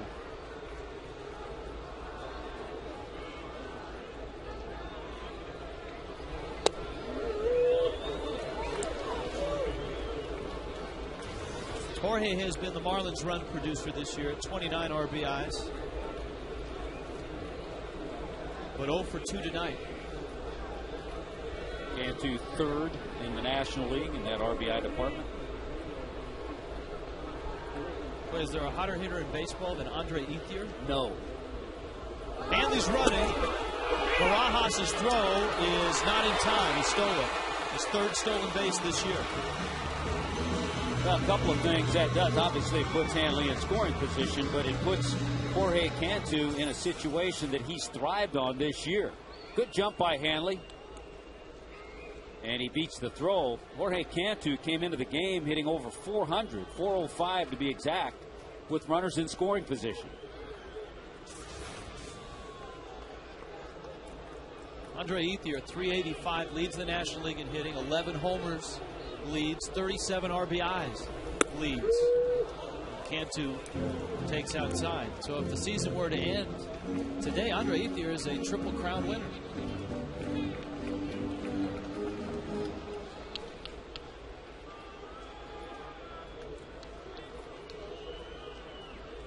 Despite that, the Dodgers are just a 500 team right now at 17-17. Cantu hooks one. That's foul and out of play. Leaders of the game presented by JM Lexus. There you see Ethier, Casey McGee. Yeah, Casey McGee with the Brewers. JM Lexus, Price made us #1, 18 years running. Click jmlexus.com to find out how. Kind of an up and down club. The Brewers 15-19. They have that offense and Ryan Braun, and Prince Fielder, and McGee. Last National League Triple Crown was at Frank Robinson in Cincinnati. Yes. 66 or thereabouts.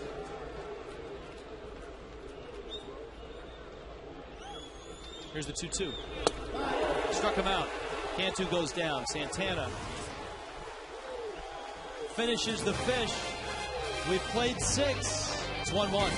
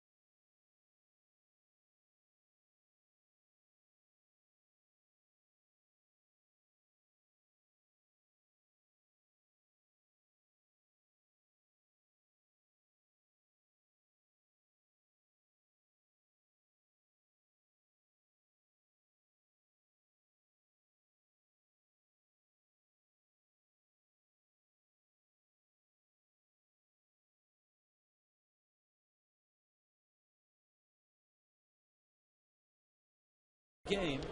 David Wright to lead it off for the Mets. Liner, leaping catch by Cantu. Man.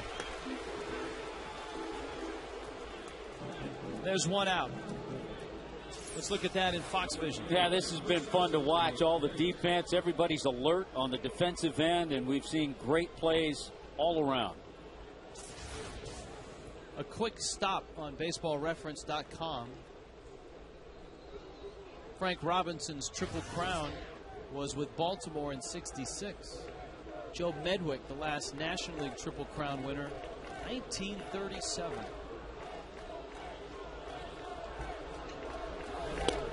And what did we establish the other night? Carl Yastrzemski. A year after Frank Robinson won it. Yeah, the last Triple Crown winner, period. 67.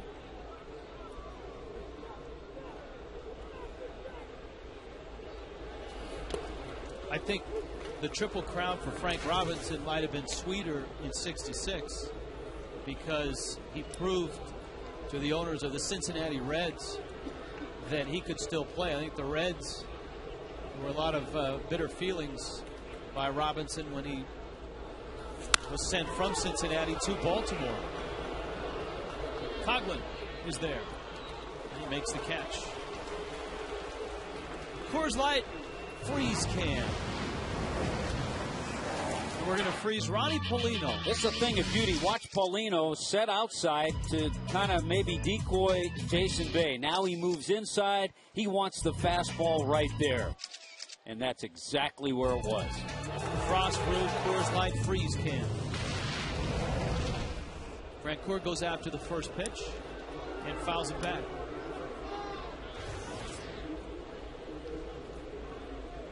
That is something announcers have said an awful lot in his career. He's a first pitch fastball kind of guy. Right up there with our good buddy Miguel Olivo, who had a great game for the Rockies yesterday. Miguel Olivo is having an outstanding season for the Rockies. There's a liner, and it's just foul.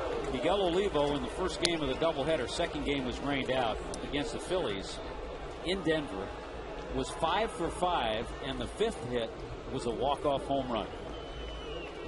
And a lot of those ABs were against, was it Roy Halladay? Early on, yeah. Cantu across the diamond. In time. Josh Johnson, an 8-pitch, 7th inning. A thing of beauty.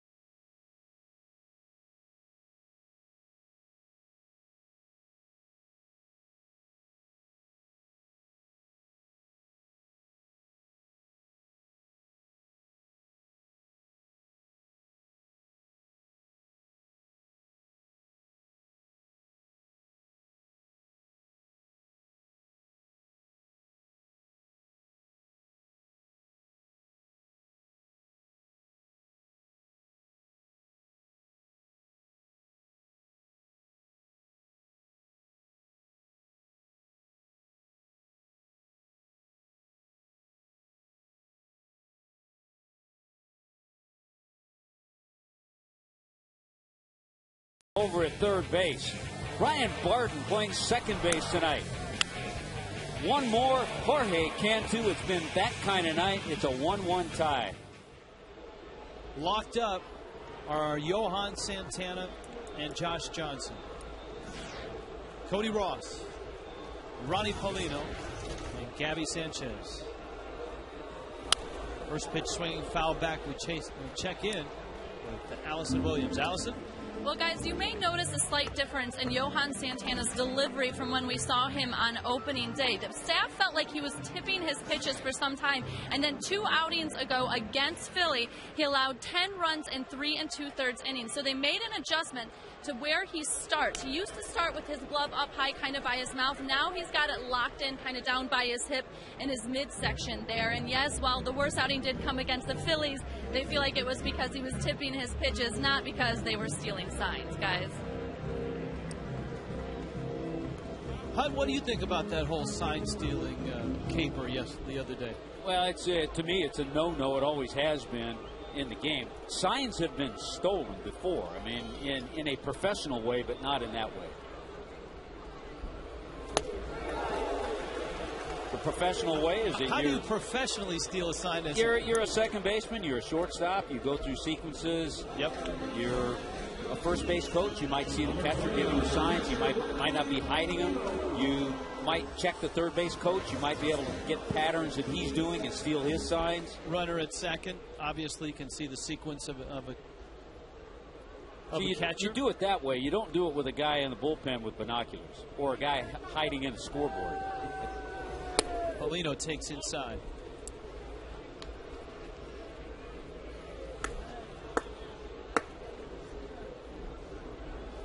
Of course, that's an art form, but also what Allison was talking about, being able to pick up a pitcher that tips his pitches. In this day and age with video and all of that. Well, Leo Nunez had that problem right toward the end of spring training. And it's something that pitchers always, you get into a little habit. Sometimes you don't even know you're doing it. Paulino fouls back the 1-1 pitch. It's 1-2. Clay Hensley, who has been the Marlins' best short reliever, is up in the bullpen.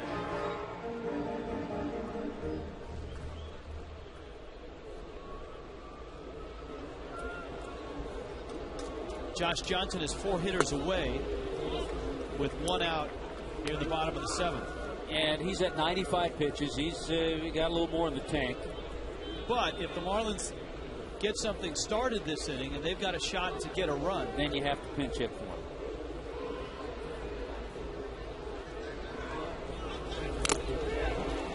It's another nuance of the National League. Not that you would pinch hit in that situation, but that you would have to have a guy like Hensley warm up in a situation like this. I mean, if this were an American League game, Hensley would be still sitting down. I would imagine in American League games you have less relievers warming up 2 or 3 times and not getting into games. A sinking liner that Pagan runs down. You can save money and eat a lot with the Marlins all-you-can-eat seats. A club-level ticket, all the hot dogs, peanuts, nachos, and popcorn and soda, all for one low price. The next all-you-can-eat night is tomorrow night. Marlins and Mets, 305-626-SAVE, the number to call. Always one of my favorite nights. Gabby Sanchez swings through a changeup.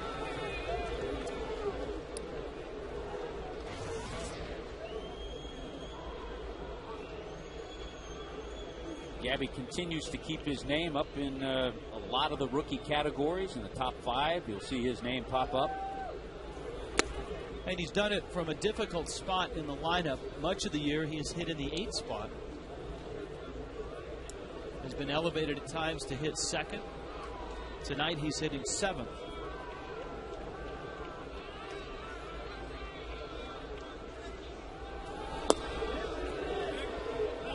It's a swing. And it's 1-2. Couldn't quite check it. Sometimes you do that. You hope, maybe the first base umpire's not looking.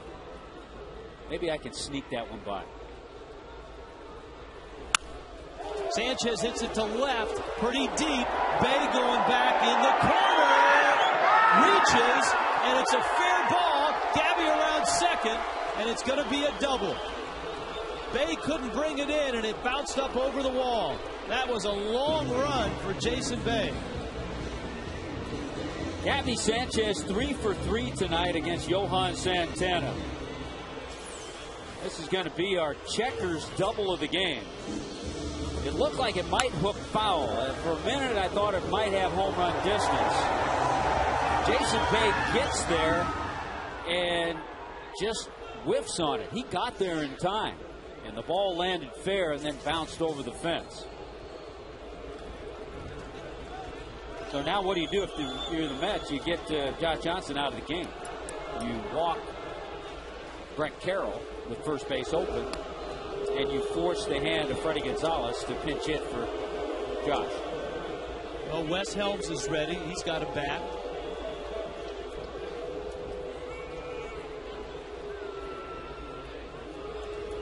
JJ is still on deck. He's had so many games, Rich, Josh Johnson has. You talked about it earlier. 3 no decisions where he's left the game with a 4-3 lead. His teammates owe him one. They owe him more than one? Yeah, they owe him more than one. So here's an opportunity. He's out of the game now, but a chance if Wes Helms can come through with a big base hit.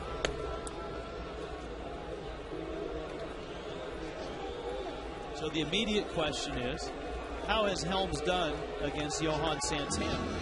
And there's your answer. 7 strikeouts, 3 for 17. Helms has been one of the most productive pinch hitters in the game over the last 4 seasons. Dan Worthen, the pitching coach of the Mets. Mets bullpen has yet to even attempt any activity. There you have RBIs as a pinch hitter. Active career leaders. Yeah, West with 17 pinch hits last year. Josh Johnson's night is done, and it was a super night.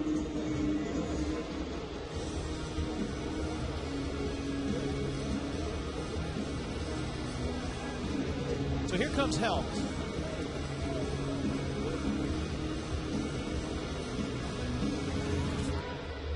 Kind of a catch-22. If Gabby Sanchez singles, they probably pitch to Brett Carroll.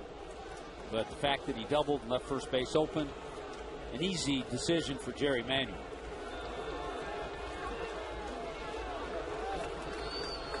Ground rule double, you can't decline the second base and stop at first. But obviously a chance for Helms now. Change up that floats low. Not like you can decline the penalty. I'll stay at first, thanks.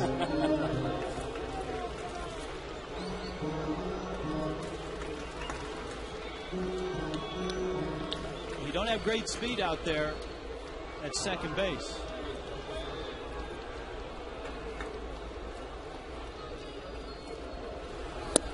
The best throwing arm the Mets have in the outfield is probably in right field with Frank Court, who has 5 assists already this year.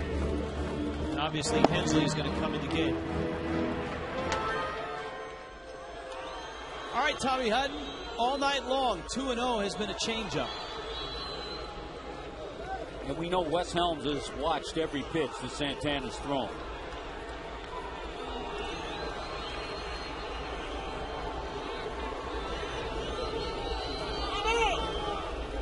A lot of time, and Wes, you get in that position to hit, and you wait and you wait. Fortunately, he was able to get time granted by Angel Campos.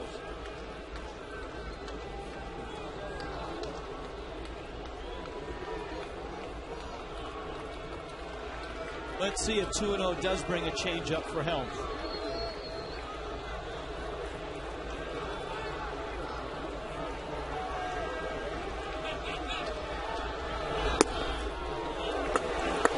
Change-up. It looked like a strike, too. And Wes may have caught a break. That was a change-up, a very good one. I don't think it was low. Fox tracks, it was not low. And it was not. Not a good call by Angel Campos. Marlins have made Santana work this inning. 20 pitches this inning. That's the most he's thrown in any inning so far.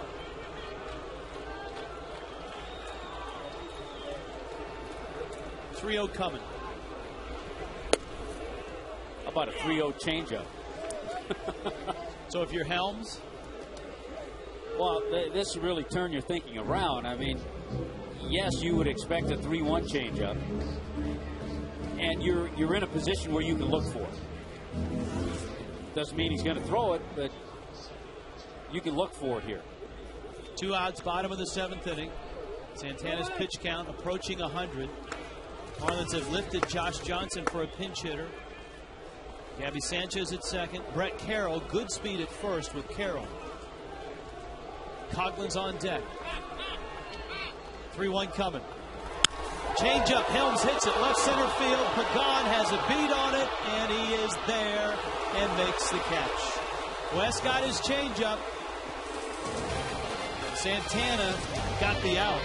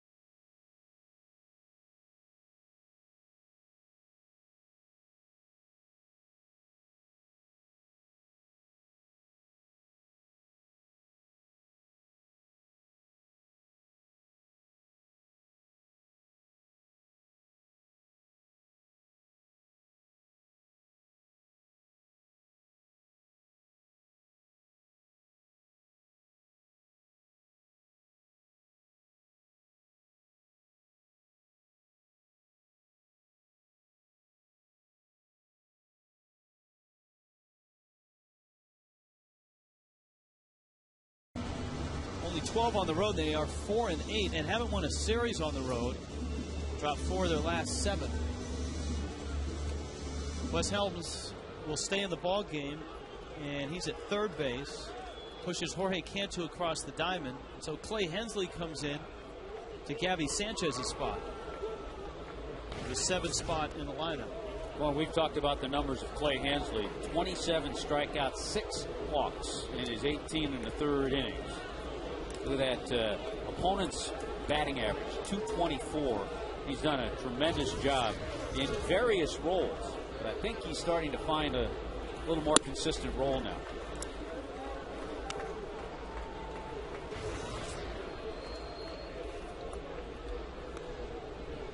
Rod Barajas drove in the only run of the night for the Mets. That was back in the 2nd.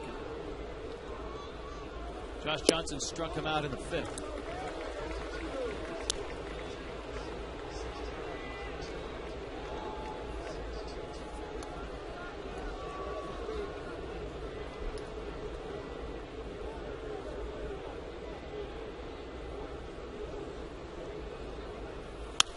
Barajas went after a 2-0 pitch. Out goes Barden. Late break by Carroll, and it's Barden who runs it down.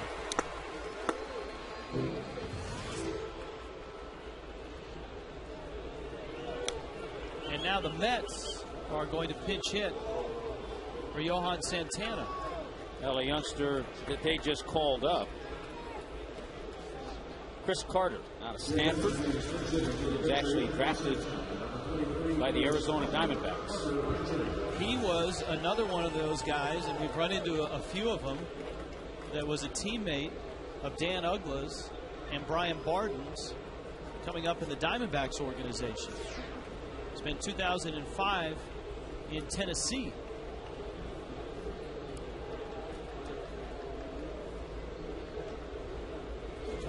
He grew up near John Baker in Concord, California, and of course Stanford, the rival of Baker's Cal Bears. Remember, the Mets early in the season had Frank Catalanato, veteran outfielder, left-handed bat. They designated Catalanato and called up Carter. Yeah, and Carter also went to De La Salle High School, Baker's alma mater. But he got his biology degree in just over 3 years at Stanford. So I think he trumped Bake on the academics there. 16,229 in attendance here tonight. De La Salle High School, one of the great high school football powers in the country. Top of the order, Angel Pagan. Twice he's been robbed of hits tonight. Coughlin in left in the first, Barden at second in the 6th inning. Fernando Nieve. Part of what has been a pretty good bullpen for the Mets. Yeah, Nieve's done a nice job. The left-hander Feliciano, certainly their closer, Francisco Rodriguez.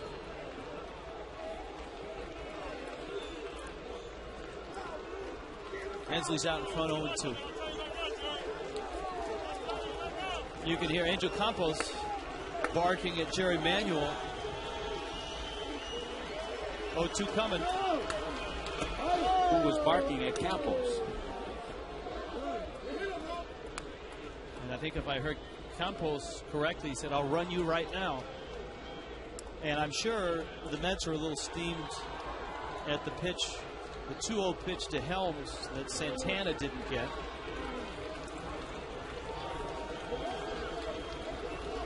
Hensley the 1-2. Another ground ball.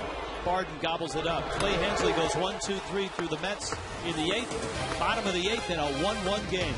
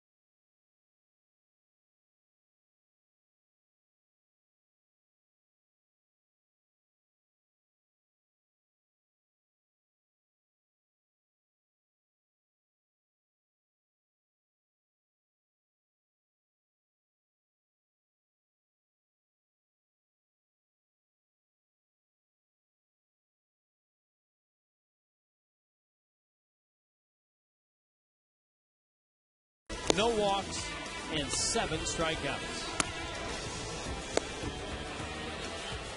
Boy, you wrote this one down in your calendar. You saw a pitching matchup. We told you about it a few days ago, and you got that with Santana and Josh Johnson. Now it's over to the bullpens. Fernando Nieve He became the first Met pitcher in team history to appear in 19 of the team's first 30 games. He's been busy. Good live fastball and slider. Coughlin, a one-hopper to Ike Davis. One pitch, one out from Nieve. He's one of those guys, Nieve is, that if you project his appearances based on how many he has already, his right arm may become detached by the time he gets to the end of September. He'll be in that Tyler Clippard group. He's up on that list too.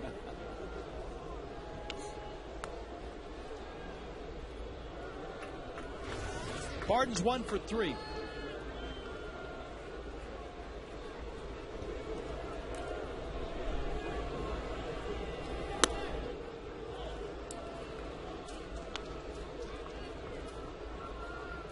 Last 8 games, and I think Barden, as we talked about, is going to get more playing time. The Marlins are in a stretch right now with 20 games in a row without an off day, and there's more of those stretches coming up once the Fish get into June. There could be times that he could spell Jorge Cantu at third, or maybe if you spell Gabby Sanchez and you have Cantu at first and you have Barden at third. Hanley needs a day off. Barden would be at short. Tonight, he is starting in place of Uglin. Leo Nunez.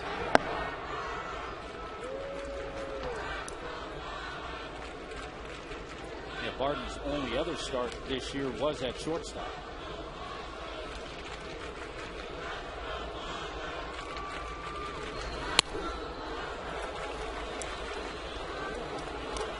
It's one thing, if you have a downside to Nieve, is that he can have control problems. You look at his numbers, certainly good, but 10 walks, 14 strikeouts, 10 walks in his 19 innings.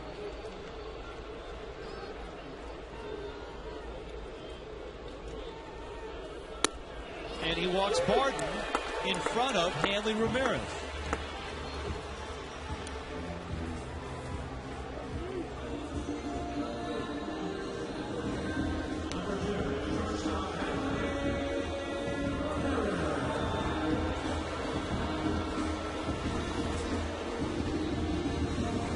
Fernando Nieve has not been in the big leagues very long. Hanley Ramirez has just one at bat against him. He's 1 for 1.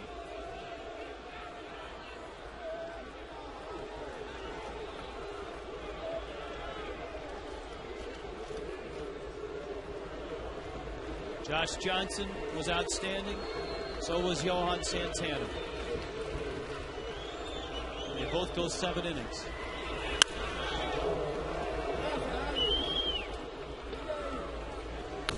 Remember, Hanley had that slow start in April and then had an unbelievable first few games of May to really pump up his numbers. But all of a sudden, he's slowed down again. And the average coming into this game, 292.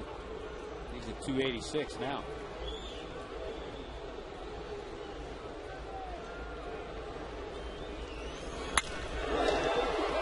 On one hop, Reyes to Davis, a double play. Third double play turned by the Mets. Let's go to the 9th.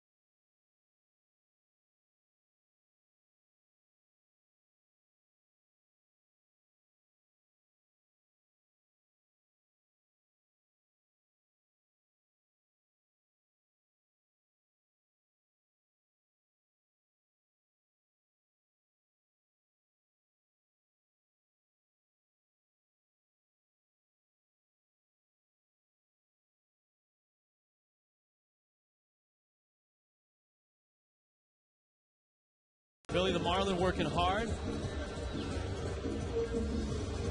And the Marlins bullpen is called upon again. Clay Hensley goes just an inning, and it's Leo Nunez, the closer, that comes in now in the ninth. You and I had a little discussion between innings, and I'm sure fans are saying, well, leave Hensley in. But I think what Freddie has decided on, he could have Hensley for another inning or another one, but all of a sudden then you lose him for 2 or 3 games. And I think he'd like to have him now as that 8th inning guy, perhaps, and that's why he goes to Nunez, which you can do at home. You can bring your closer in the 9th inning when you're home. Castillo, Reyes, and Bay. Tough spot for Nunez to come in. And he gets a selective hitter in Castillo. He takes a letter-high strike. Speaking of closers, the Mets closer is up.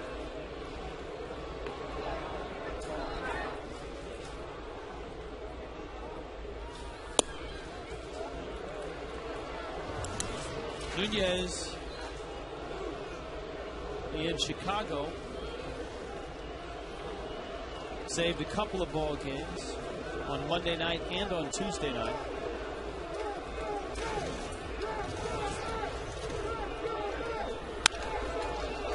Over the middle, no chance. And Barton airmails the throw. Castillo makes the turn. Paulino's throw safe. Big mistake. Yeah, you have a runner like Castillo, you have to just put it in your pocket and say, okay, an infield base hit. Brian Barton, maybe if he's playing every day, has that better feel for this situation, but he tries to force it. The play wasn't there, and all of a sudden these little things have continued to haunt the Marlins all year. And this is not a good way for the Marlins to start this inning. It's a great way for the Mets to start this inning. You got speed at second, and you got speed at the plate. And we'll see if the Mets try to play station to station here with Reyes and move Castillo to third. You know, on a night, Rich, where there has been so many great defensive plays.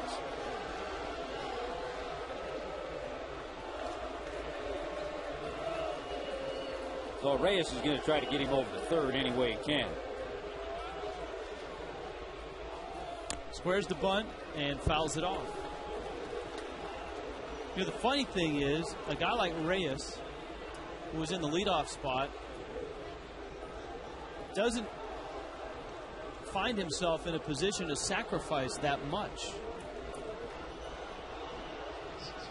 A lot of his bunts, obviously, are for base hits, where he's trying to push it or drag it. And there's your evidence there. His last sacrifice bunt, September of 08. He's better trying to bunt for a base hit. You know, in his case, he probably is more comfortable trying to drag a bunt to the right side.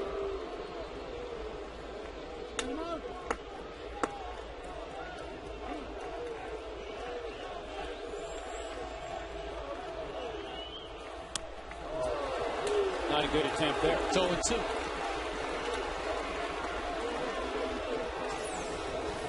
Pitch was up. He tries to jab at it instead of letting it come to him. And quickly, Nunez is ahead 0-2. Chip Hale, the third base coach for the Mets, with the count 0-2. You got to think the bunt is off, and he's just going to try to put it in play, and if he can, pull it to the right side. Yeah, in the case of a guy like Reyes, it's almost a waste to have him bunting with 2 strikes. One thing if it's a pitcher or a weaker hitter. Nunez, change up, and Reyes trying to chop it that way.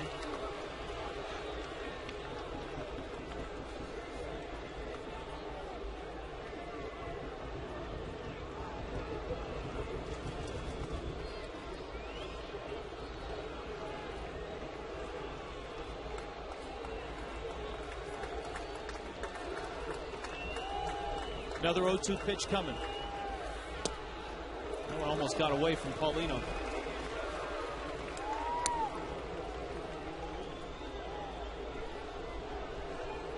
So it's 1-2. An infield hit and a throwing error by Brian Barton. has the go-ahead run. Luis Castillo at second base.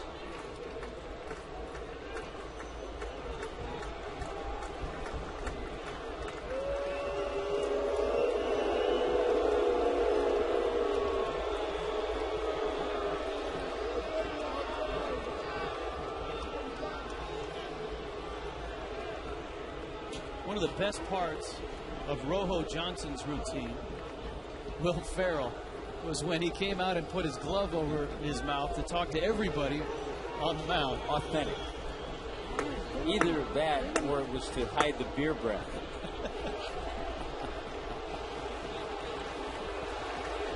Paulino makes his visit. Let's see what Nunez has got with a 1-2. Fly ball left field. Coughlin there, and he makes the catch, and that keeps Castillo at second. Good job by Leo Nunez to make good pitches. First of all, to get ahead on a couple of failed bunt attempts by Reyes, and then get him to go after that pitch that was off the plate and hit the shallow fly ball to left field. Not a good at bat by Reyes, and you could see him, and now you can hear him on the microphone down there with his frustration.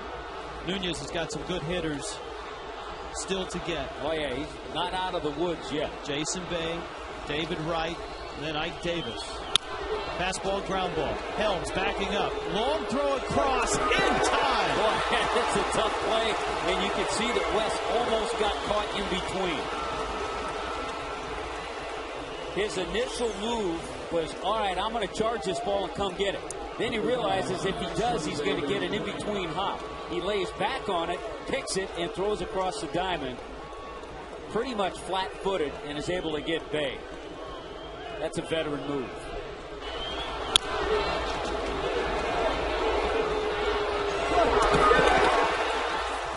And remember, Freddie Gonzalez just made the move, keeping West in the game and moving Cantu over to first. Castillo's still at second, and now it's David Wright with 2 outs. Strike one. Nunez at 96 miles an hour.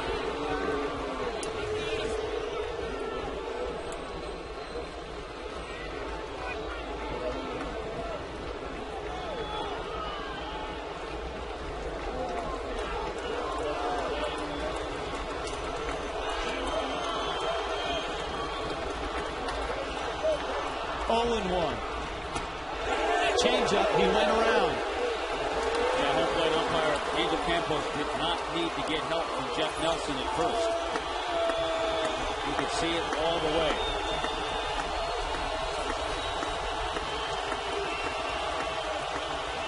These fans have seen a terrific ball game here tonight.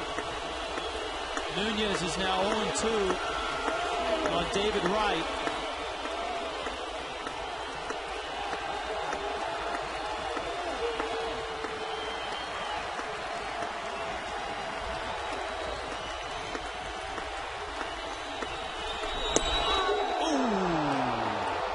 Just missed.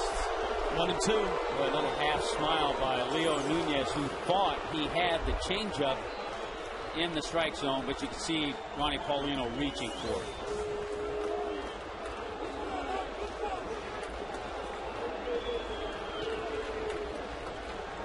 Paulino, Hanley, and Nunez all want to be on the same page.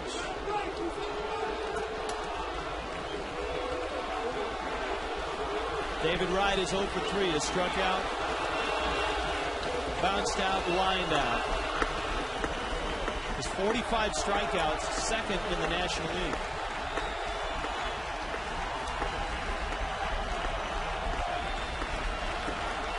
One, two.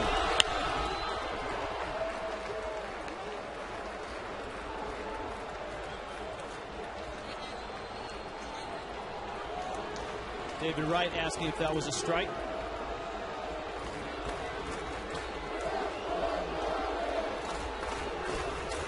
I think the other night, Rich, when we were in Washington, might have been in Chicago, when we saw the matchups for this series, we told our fans, come on out, this is going to be a good one. And it has not been a disappointment this game tonight.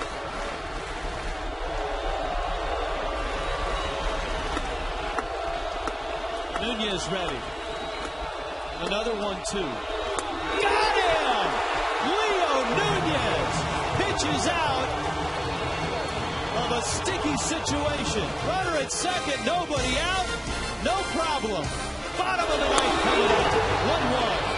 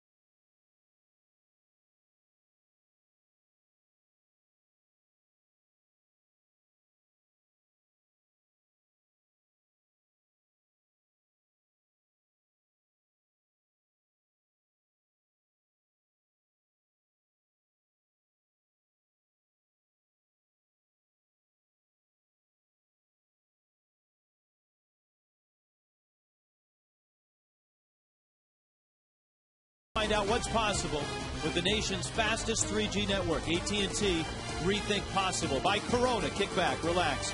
With an ice cold Corona and lime, enjoy a Corona today. And by Dodge Ram Trucks, award-winning Ram trucks, plus a new heavy duty. Make it one of the most powerful lineups in Ram history. Outstanding ball game as we arrive in the bottom of the ninth inning. Rich Waltz, Tommy Hutton, Frank Fort, Allison Williams with you. Jorge Cantu takes a breaking ball from Fernando Nieve, and the count is 1-0. Cantu, Cody Ross, Ronnie Polino. Nieve in for his second inning. The Marlins have gone 7 innings of Josh Johnson. Setup man, Clay Hensley. Closer, Leo Nunez. Santana goes 7 innings. And this is the second inning of Fernando Nieve. 1-1 coming to Cantu. Rich, how about the job Leo Nunez has done, not only tonight, but 15 of the third innings he's thrown this year. He's given up just 5 hits. Hitters are hitting below 100 against him. He has 17 strikeouts. The only run he's given up this year, that solo home run to Aaron Rowan.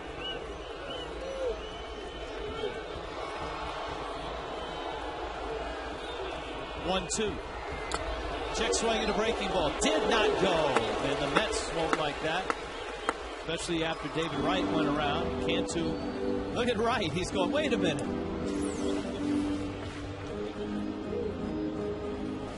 I think a little difference, but not much.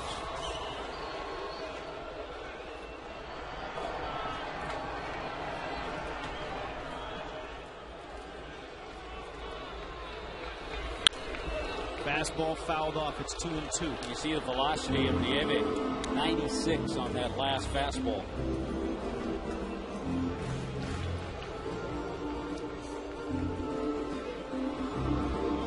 The Mets arrive here in South Florida for this 4-game series.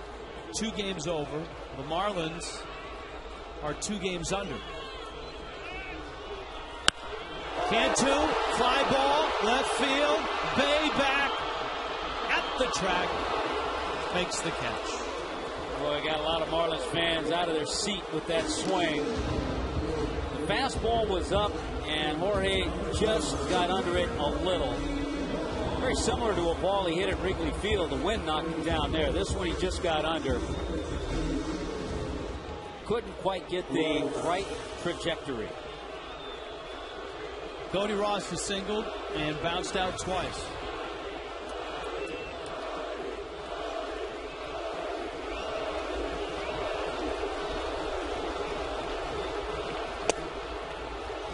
Nieve streamlines a fastball for a strike. Marlins have Dan Ugla in waiting. The pitcher spot is due up 4th this inning. So that's 2 hitters away.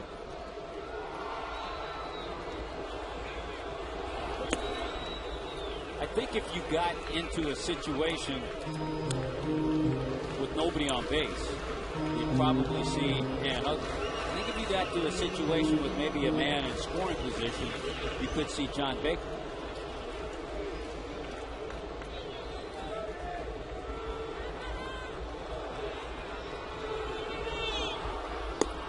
Breaking ball, Ross takes it outside. There's Pedro Feliciano. Emmanuel thinking about that possible lefty, is getting his lefty ready. Feliciano's been outstanding this year. 2-1 coming to Cody Ross. So what that does, if you're thinking ahead with Freddie Gonzalez, you're saying, well, I'd still rather have Dan Ugla hitting against the righty, Nieve, as opposed to Baker, and then having Manuel bring in his left hand. If you're thinking ahead and you're Cody Ross, you got a 3-1 pitch coming right now. Look for the gas. Got it, and pops it foul and out of play.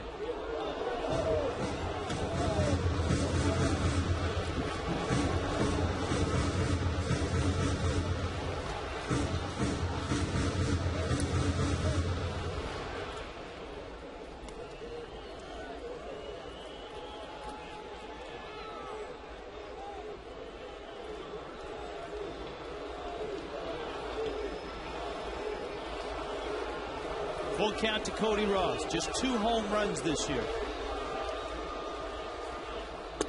And he's aboard. So the Marlins have some life here. Ross at first. Up comes Paulino. Ugla emerges. Marlins, of course, have Cameron Maben as well on that bench, along with John Baker, along with Brett Hayes.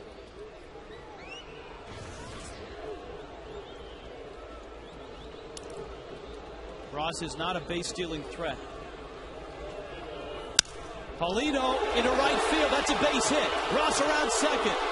And he's going to get to third. At the corners, 1 out. With a little more playing time, you're starting to see more comfortable at bats from Ronnie Paulino against right-handed pitching. Now, you're the runner. You're Cody Ross. You hear this ball is hit off the end of the bat. You know it's hit softly. It's not going to get into right field quickly. And even with Frank Coor out there, you're going to have time to get to third.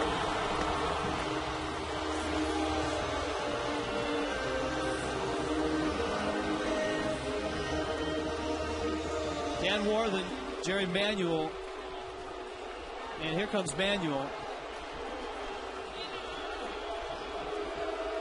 And here's that situation, Rich. I know Freddie's thinking, even though it's been a struggle for John Baker, he's more apt to put the bat on the ball with 1 out, and especially with a man at third. But if he were to pinch hit Bake, surely Jerry Manuel would bring in his tough left-hander, Feliciano. So this way, he has Ugla, who sees right-handers all the time, against the right-hander in Nieve. There's all kinds of things you factor in. John Baker this year against left-handed pitching has only 8 at-bats. Mets are going to stick with Nieve. Ugla has faced him 4 times and is 1 for 4 against him. Obviously, the Mets are hoping for a ground ball or a strikeout. Look at Ugla with a runner on third and less than 2 outs. He has delivered.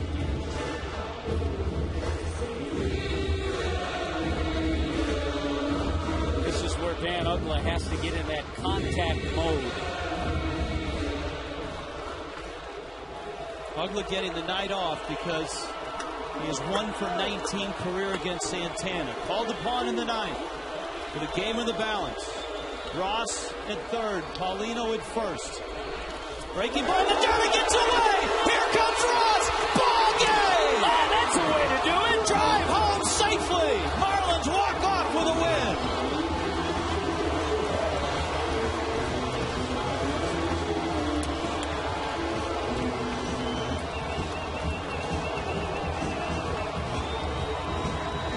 Well, you put together all kinds of scenarios. You talked about matchups, lefty versus lefty, righty versus righty. We talked a little bit about Nieve having control problems at times, and what happens, he uncorks a wild pitch and game over. And what a game it was tonight. Boy, just a nasty slider that got away from Barajas, and a great jump by Cody from third. Not quite as exciting as the double steal of home in Chicago, but just as much as gratifying. And a Fox Vision look